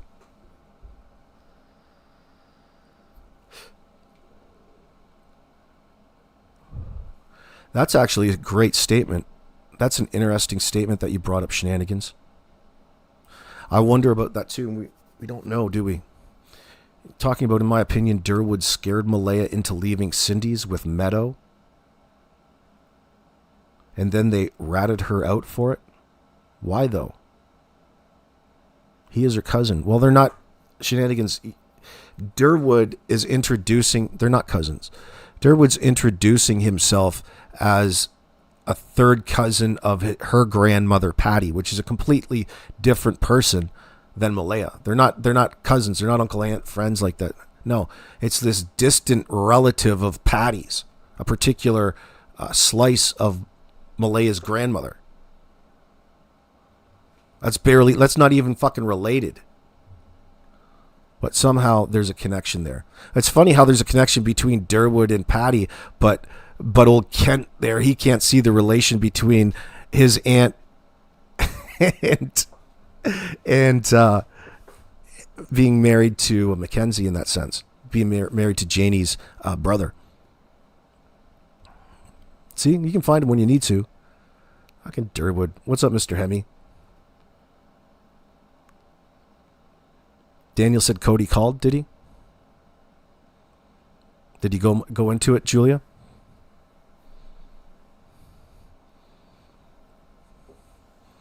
Cody should, I don't even want to say.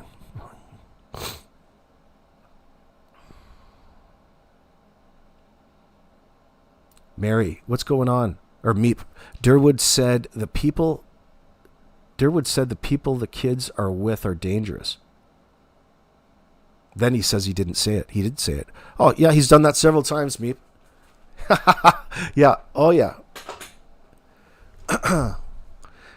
Yeah, he was always putting himself in a position to have all of this important information that he wasn't going to talk to the RCMP about, in the sense, in saying this in a public setting, which tells you he's either incredibly, incredibly stupid or he's doing it on purpose. There's no other alternative. It can be both. Yeah, it drives you nuts. Yeah, it drives everybody nuts. But the fact is he was there doing it on purpose.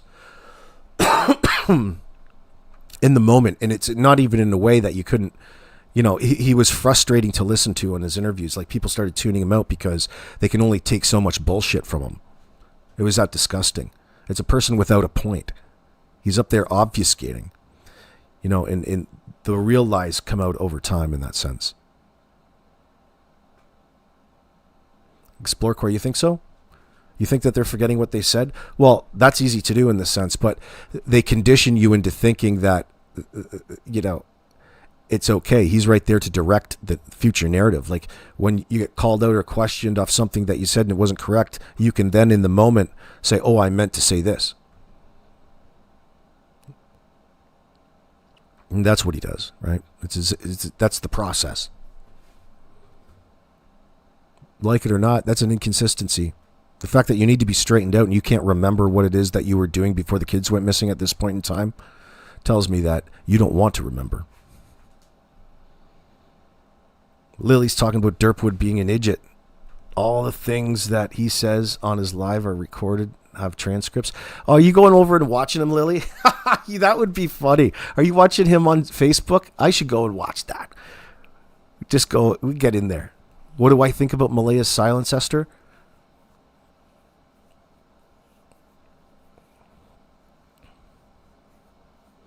I think that's a clear indicator that something else happened other than the children voluntarily leaving that trailer in the morning. He's got himself into, he's talked himself so much into a corner, Daniel, that is, about the kids only leaving through the glass door, as though that's actually really, that's really relevant at this point in time. No, I don't think so. The fact that he went that particular morning knowing that that the kids could have only gone out one way. It's not even a big matter. The kids aren't there anymore. It doesn't fucking matter how they got out. You don't even need to bring it up. Who cares how they fucking got out? They're not here. They're gone. But see, he needs to focus on the sliding door rather than leaving it up for other people to try to extract some information out of him and him making a mistake. So he's got to volunteer up how he hypothesizes they got out, okay? That's why he spends so much time on it. There's no real point in spending any fucking time on it because it's a non-issue when the kids are fucking gone, guys. The fact that he wants to spend all that time up on Drunk Turkey talking all about it, it's ridiculous. A person has a lot better things to do than sit there and hash over in the public eye a mystery of two kids magically disappearing from guess whose house? Not yours, Meep, not Miss K's, not Leslie Wickman's, not Explore Corps', but yours, Daniel. That's a big difference. This is how he plays shifter, right? He shifts from being a true individual seeking information when he needs to be in these circumstances rather than a person who's in a position to be answering questions, and he wants to make it look like he is transparent. That's not difficult to do when you go up selectively on interviews like this. It's not the interviewer's problem. It's not his fault. It's not Daniel Turkey's fault.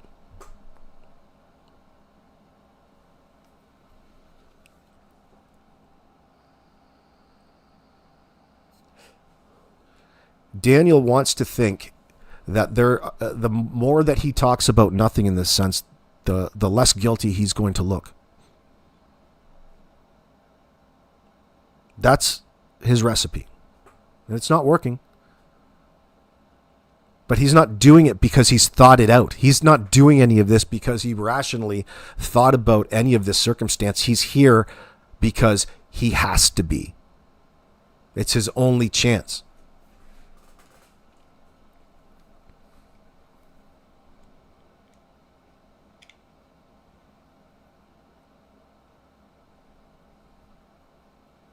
You got an Explore Corps. Jerwood's a spin doctor, right? And what Durwood's doing is disgusting.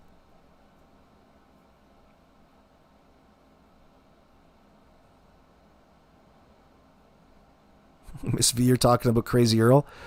Earl's demanding an inquiry. He's really trying to set up his ex, Janie, I bet. He's got mixed emotions. I shouldn't say that. Who knows what Crazy Earl's thinking. It was a good night not to be in that trailer, I tell you. You know, just to go on about that statement earlier on, that's not a bad theory. Like, listen, even though it's not plausible, like it would be incredibly stupid of Daniel to stop the car and kick the kids out and just keep going, never to see them again. But it doesn't work like that. Even in a rural setting, somebody somewhere is going to come along and see the kids. Kids don't disappear. I understand where you bring that up, though, in your mind. But listen, get that out of your mind until we have further evidence of stuff like that. All you need to know, you already figured out in your statement, in your theory. You already know who the guilty party is. The pressure needs to be put on. Some way you need to extract a confession, which is going to be highly unlikely in this scenario. However, there's conflict between the last people that were all there that night, and that's what needs to be worked on. We're only privy to one part of that, which is incredibly unreliable and full of shit. He's the abuser. The abuser's always going to take the position like Daniel takes in the circumstance. There's a reason why Malaya didn't want to be there. There's a reason why there's a protection order on him, and it's relevant to why Jack and Lily are missing, like it or not. The fact that this asshole has the audacity to go up there and try to lead on like his drug problems, which has this, he wanted to avoid at all costs. None of this have anything to do with Jack and Lily going missing. Wrong. It all has to do with why Jack and Lily are missing at this point in time. No wonder the finite details. It's not all about the finite details in all of this, even though that's the questions on everybody's mind. Does that sound silly? Not really when it comes to the fact that there are 2 missing children, presumed dead and missing, contrary to what Daniel is out here continuing to propagandize us with. The only thing that he did was reestablish just how fucking stupid he is, because none of his points make sense. You want to get in there and tell everybody the definition of an abduction? You weren't even right about that, you fucking moron. Okay? That tells you how desperate he is to have you think a certain way, and better yet, to have you think that he thinks a certain way and isn't smart enough. Okay? That's his last offering. That's a line of defense. It's like pleading ignorance. Oh, you can't come down on me, you can't punish me because I didn't know the law. I didn't know murder was wrong.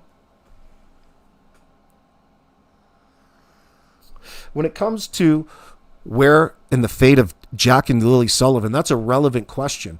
They don't want to even offer up their own theory. He avoided the question at all costs and then spun it around and associated it with what he used to do with pointing blame at Malaya in that sense, as opposed to actually offering up a theory and just answering the damn question. He went on, he obfuscated, he deviated, he sidestepped. He's got a need to do that. It's not because he's clever, it's not because he wants attention, it's because he's fucking responsible for whatever happened to Jack and Lily. And he's sidestepping. That's what it looks like. But to the court, when it comes to prosecution, it doesn't matter the fine details. You can play this game till the cows come home. They're still going to proceed with charging you with whatever they feel necessary to, because you were responsible. Like it or not, the kids aren't their asshole. You guys are still responsible. But you want to obscure the definition of responsible in the moment here, don't you? No, you guys were responsible for the safety of Jack and Lily, and that didn't occur. Like it or not, you're responsible. You don't even acknowledge that in your statements.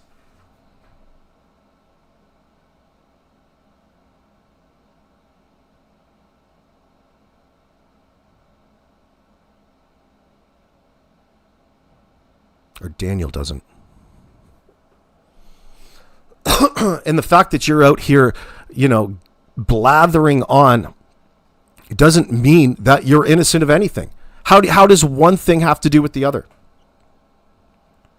Quite the opposite when it comes to psychology there, Daniel. Maybe you shouldn't have skipped that class.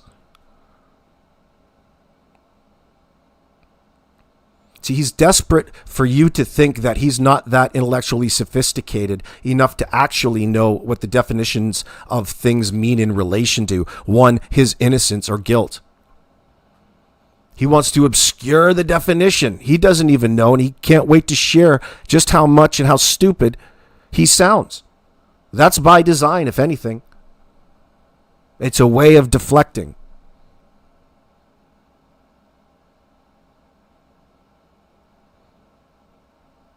Down across the air. Daniel is a con and a liar. He will never confess to anything, in my opinion. Oh, he will confess, but he needs to be... You got to have information over him, all right, to play with him with. Just because he's inconsistent, it's not going to qualify necessarily. That's something that indicates to you as a detective, as an investigator, that certain avenues are worth pursuing. Investigative. In an investigative manner, as opposed to what you think, yeah, I've caught him in a lie, absolutely, let's get him in here and prosecute him. No, it needs to be worked on. What you're going for here is the Crown. What the Crown's going for is just the ability to convince the particular jury that, one, he did lie in this circumstance and all of that. You don't need to prove anything. You don't need to prove exactly what it is that he did step by step. It's unnecessary. The motive. And when it comes to that, you guys at home recognize how bad he's up here and lying.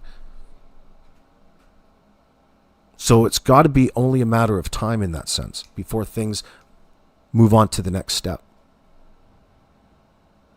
In the process, Just because you've caught them out in a lie, or Daniel, just because they didn't come in there and see any drugs, and if they did, no, they wouldn't bring you out in cuffs necessarily. They're there because of the call that you made, the false call, where you indicated that you have two autistic kids who usually wander. You contradicted yourselves from the 911 dispatch call, okay?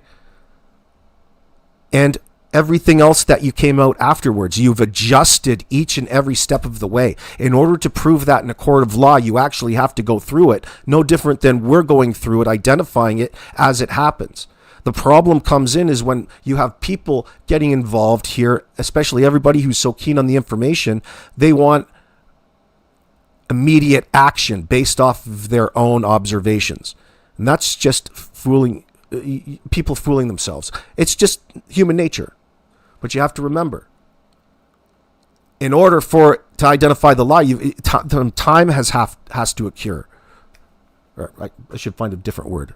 Time has to pass, elapse. And this is just a part of it. The good news is, when you want to seek justice for Jack and Lily, that the suspect is right in front of you.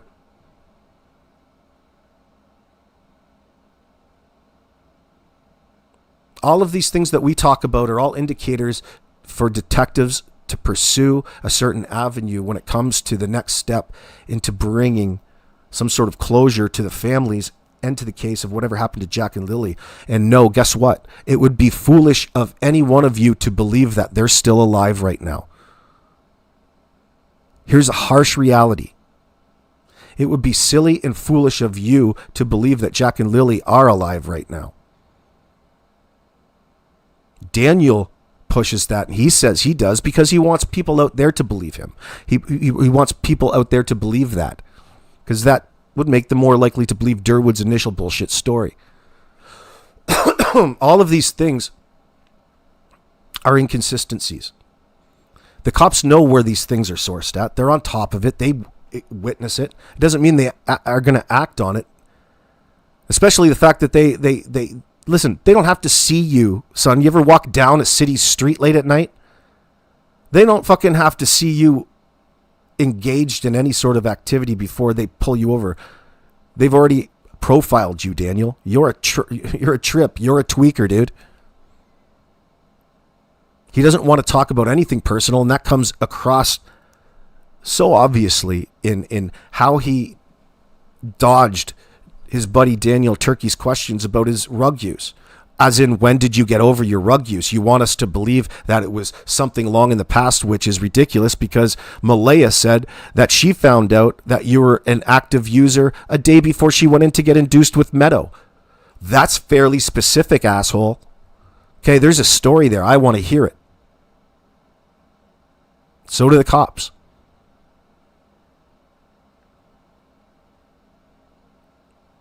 The fact that you put yourself out here to answer questions and wanted to dodge those really tells everybody else that you're full of shit about everything. You could have had an opportunity there to really fool people, and by getting something so personal, by the way, Daniel, nobody out there could prove that it was a question that didn't really actually need to be followed up with. Why didn't you just identify it? If you're going to take accountability for your own drug use like you wanted to in your first statement. Oh, I'll be the first one to admit I've done drugs. Yeah, I do drugs all the time. But when it comes and you want to talk about it in time proximity, when it relates to your family life at home, you don't want to talk anything about that. So that would be completely contrary to what it is that you just stated in your initial statement. You're not the first one to talk about it.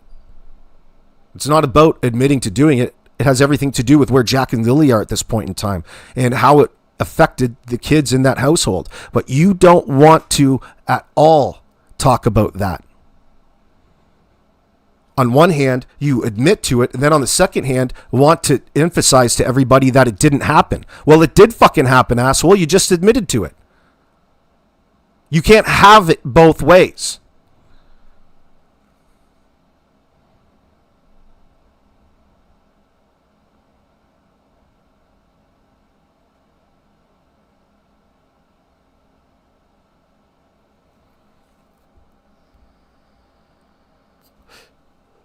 Think about that, Christine.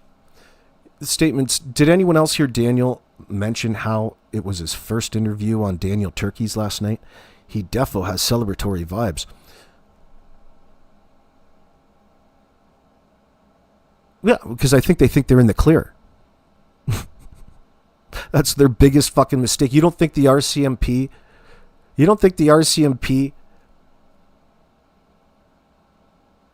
are suspicious of them at this point in time?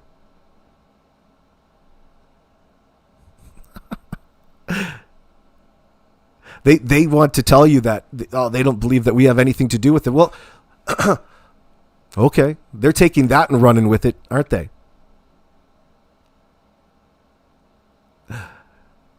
As in that's not going to be something the cops just tell the suspect in that circumstance. That's the reality of the situation, but they know that too. But they're taking that as carte blanche to go and really manipulate public perception. Does that sound like an innocent person to you? You're right, Leslie Wickman. The RCMP and the dog handlers aren't going to tell him. They give him a courteous update, just like they give CBC a courtesy update in that sense. They don't tell you, and they won't tell you. She's all locked down in the vault. You're not going to know. Well, they're very agreeable. And I don't believe that Daniel doesn't know how cops work like that. He does, absolutely. But they're taking that opportunity and running with it as though it's affirming their innocence in the circumstance. Now, there's no possible way, and I'm going to reiterate it, that you can be innocent in the circumstance, Daniel. Okay? There's no possible way that you're innocent in anything without actually knowing the fate of Jack and Lily. And he's walking this tightrope, and you're making big mistakes. JC, motive is unimportant. But they have given all of the motive already. It's unimportant when it comes to the prosecution, but just to follow up, when it comes to, they've already given their motives. They've already talked in depth about it, about how they were in financial difficulties. Malaya was actively wanting to move out. It was a topic amongst the family. And not to mention, they were being mistreated. And then they want to turn around and tell you everything's fantastic in that. Daniel wants to turn around and tell you how wonderful life was and everything. Something completely contradictory. And that's just to get out of the conversation in the moment. He's not addressing all of the issues at hand. And his way of handling it is just dismissing it. There's answers to all of the questions, and he wants to avoid. And you get that a lot from Daniel. It's almost impossible in a statement when it comes to this. It's impossible not to recognize avoidance. From Daniel specifically, not that that's impossible, but from Daniel in his statements, excuse me.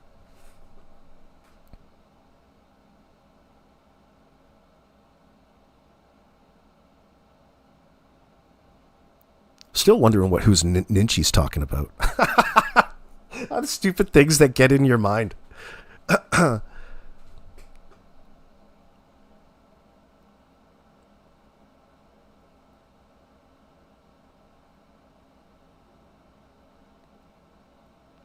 From the outside perspective, Lori, it can seem like that.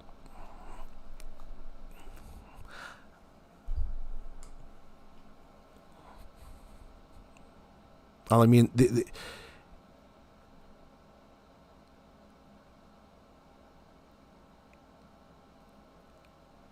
I don't think it will. I don't think it will go the same way. I think it's going to be a little different. Only because of the obvious signs of deception. They just need to pursue it and prosecute it in a different manner. That's all. Daniel's free to deny all he wants out here publicly. Deny, deny, deny. It's all about how innocent Daniel is and everything. Why do you have the need to even be in that position? He doesn't have a choice.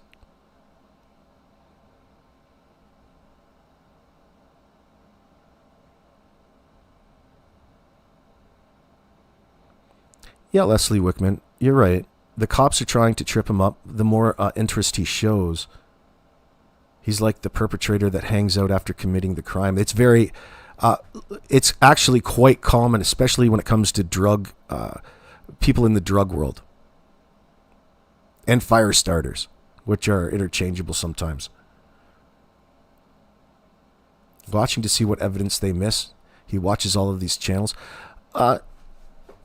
Listen, it's not like they need to be out there. It's just for it's for collection. It's intelligence.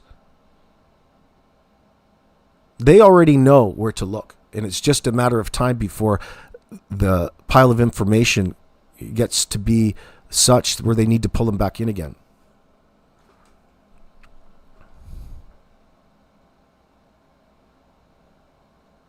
And it's going to, it's just natural that it's going to they need to focus on the conflict between Malaya and Daniel and get to the bottom of all of the answers that they don't want to publicly talk about that we identified. Does that make sense to you? And that would have been everything and the inconsistencies from the Thursday night, the substance abuse, its effect on the family home life. It's taken all of these time and for us to come up. It's not difficult, but I'm just trying to put it in a perspective of the cops being already where we are to a degree. We've got to come by our information through statements. It's no different. It's just a matter of who's getting to it first. And of course, the RCMP. You can't trust or rely on Daniel to come out here and be honest with anybody in this circumstance. What does that tell you?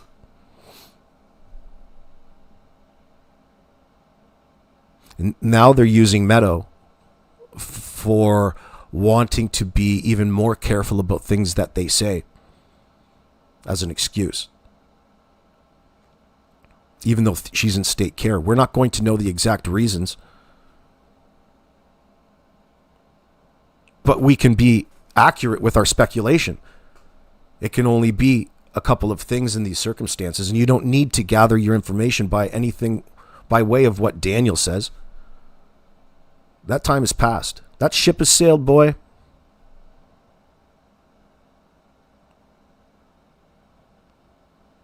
Yeah, Leslie, it could be.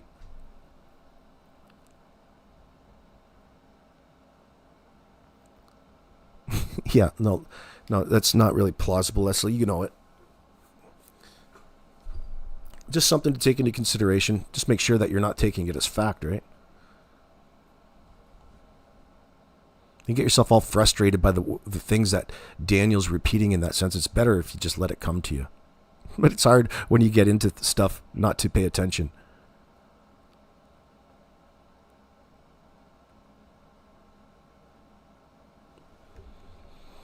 Yeah, you're right there too, Salty. From the legal perspective, they've got to, and they've already come out, like a statement from the police would be enough in that sense. But they still need something to convince a jury. At some point, they've got to announce, and they did very early on, that they don't believe the children were alive. Now, is that going to be good enough? They probably want a little bit more, but that's one of the important parts, Salty Suspects, of what the Crown needs to convince that jury of.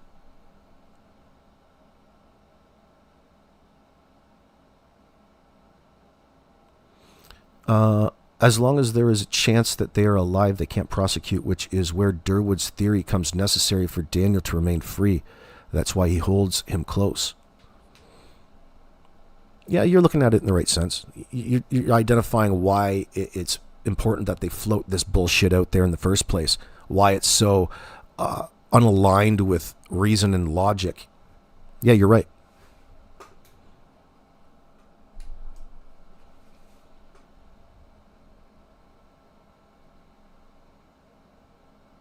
Yeah, you're right. Yeah, he's learning. Daniel's learning in that sense by watching in his updated statements. Yeah, you can see that. That's natural though too. But the problem with that is, Leslie, is that he wants to omit certain parts that he's already talked about in the paperwork, and he wants to do that under the guise of not actually remembering in a circumstance like this, where that's completely contrary to where they are at this point in time, because the focus is on Jack and Lily, obviously, or it should be, but not when it comes to Daniel. He can't remember all of a sudden doing laundry, for example. That's not expected.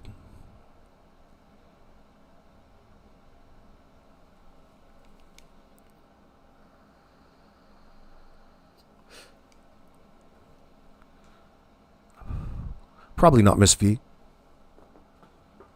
It's really not like, I mean, every investigation would be different, but in this case, no, you want all the information leading up to the disappearance. It's not necessarily of any importance afterwards. They just are there to try to verify electronically what it is that they've claimed, but they aimed on the side of caution and said that they don't remember in that sense. Not that it was even that important. They just wanted to play games with the investigators, is my observation. And that comes through in some of the early documents from their initial statements. Darlene does not believe in a thing Janie says. The story is changed to fit their narrative. Absolutely. Oh, yeah, absolutely. The lot of them. They're in, well, aside from Malaya, Daniel and Janie, absolutely.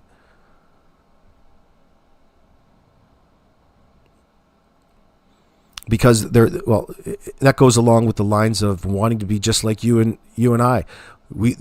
They're trying to act mystified, and they need to point out what doesn't make sense to add confusion to people trying to make sense of it.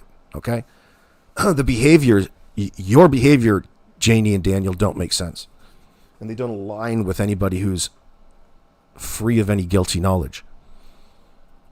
It would be impossible for these assholes not to know what happened to Jack and Lily in this sense. The need to put the blame back onto the children, just so desperate. They have such a need to convince that they admit to the bare minimum of neglect. But it goes far beyond that.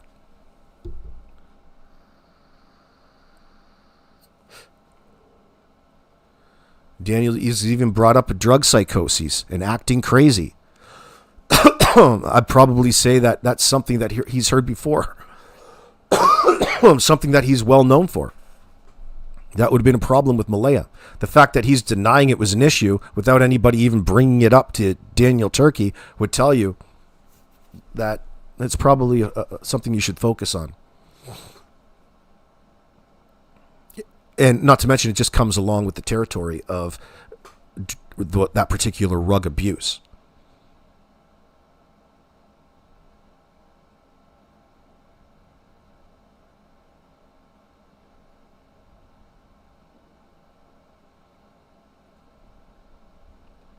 Like, think about all the avoidance that he demonstrated by talking indirectly any time that we were even talking to about the search.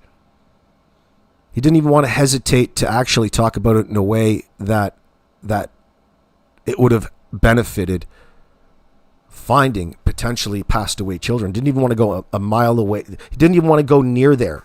The fact that he avoids that, and we identify it all the time, not just us, but you too, Ninchi, and Mike, and everybody in the audience. The fact that he spends all that time talking, but avoids wanting to speak about the children's death or the likelihood that they're no longer alive tells you that there's a reason. But he'll also introduce, well, not until recently, the term murdered children. It is hardcore avoidance. Absolutely. That's your answer right there. That guy's guilty as fuck. You know? And as a statement analysis, even as junior as I am in that sense, always learning, but we have every reason in the world to be suspicious and to follow up and to identify it. It's something that you just don't pass over. That would be contrary to the point of even being here. Oh, Sandra Haley was on his ass, absolutely. To the point where it started an actual fight in the driveway. You want to talk about a real sensitivity. Nothing says sensitivity over getting triggered enough to fucking fight at the end of the driveway on a day where your children are supposed to have gone missing. Well, what could that possibly be about? No, they identified Daniel right away in real time. And that wasn't planned. He didn't like that. Yeah, JC, Janie was physical. She got physical. Let's get physical, physical. You know how it goes. Who sings that? Is that Pat Benatar?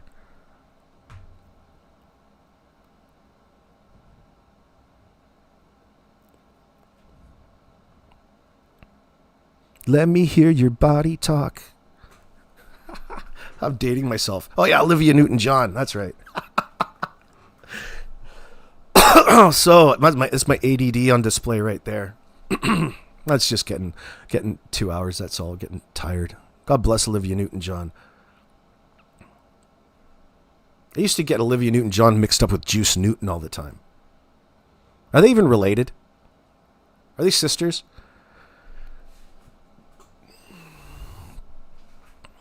She got to be too much. I liked her when I was a kid, and I didn't know any better. But she was always, wasn't she a real, don't call me stranger. You know what I mean? No. How does that song go? The Morning Angel, something about the Morning Angel. But anyway, it's a real womanly power song when it wasn't cool back in the day.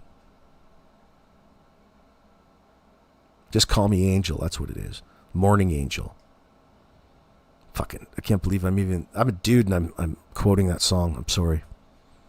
It's against the dude code, the bro code.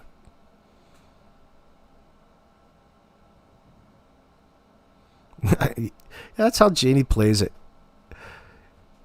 They spend a lot of time, they do all of that to make it look, on top of it, she kicks everybody out.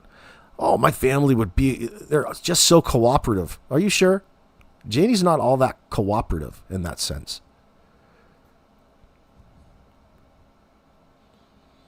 Yeah, Miss Fee, you think that Pictou County needs to do his house the way they did Brian Laundrie's house?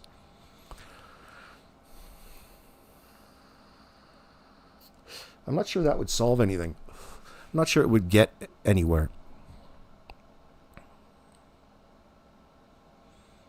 They need to put the right pressure on the RCMP, to be honest with you.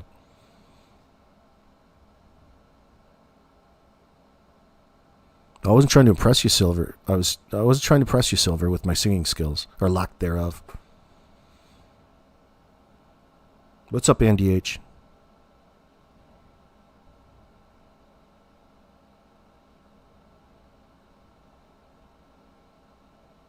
All right, guys, I'm getting out of here. It's been 2 hours. Hopefully Mike's going on a little bit later tonight. I like falling asleep to Mike. I'm going to go back and check my statements under Ninchi. It's in my head now. We'll be back tomorrow. Continue the discussion. Lori Green, you're welcome back anytime. I love you. Sometimes I get confused in my mind. I wasn't trying to be mean.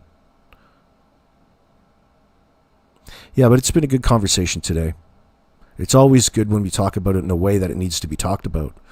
It's always productive, even though it doesn't sound like we got very far, where we already knew what it was we were looking at before we got in. It was still good. It's still okay.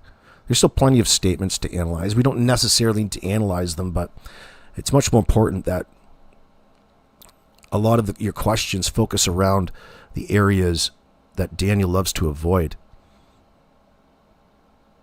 And it has to do with his rug use.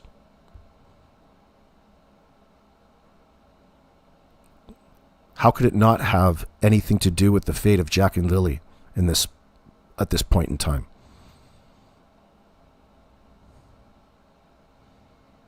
Anyway, I'll see you guys back again tomorrow afternoon. Peace.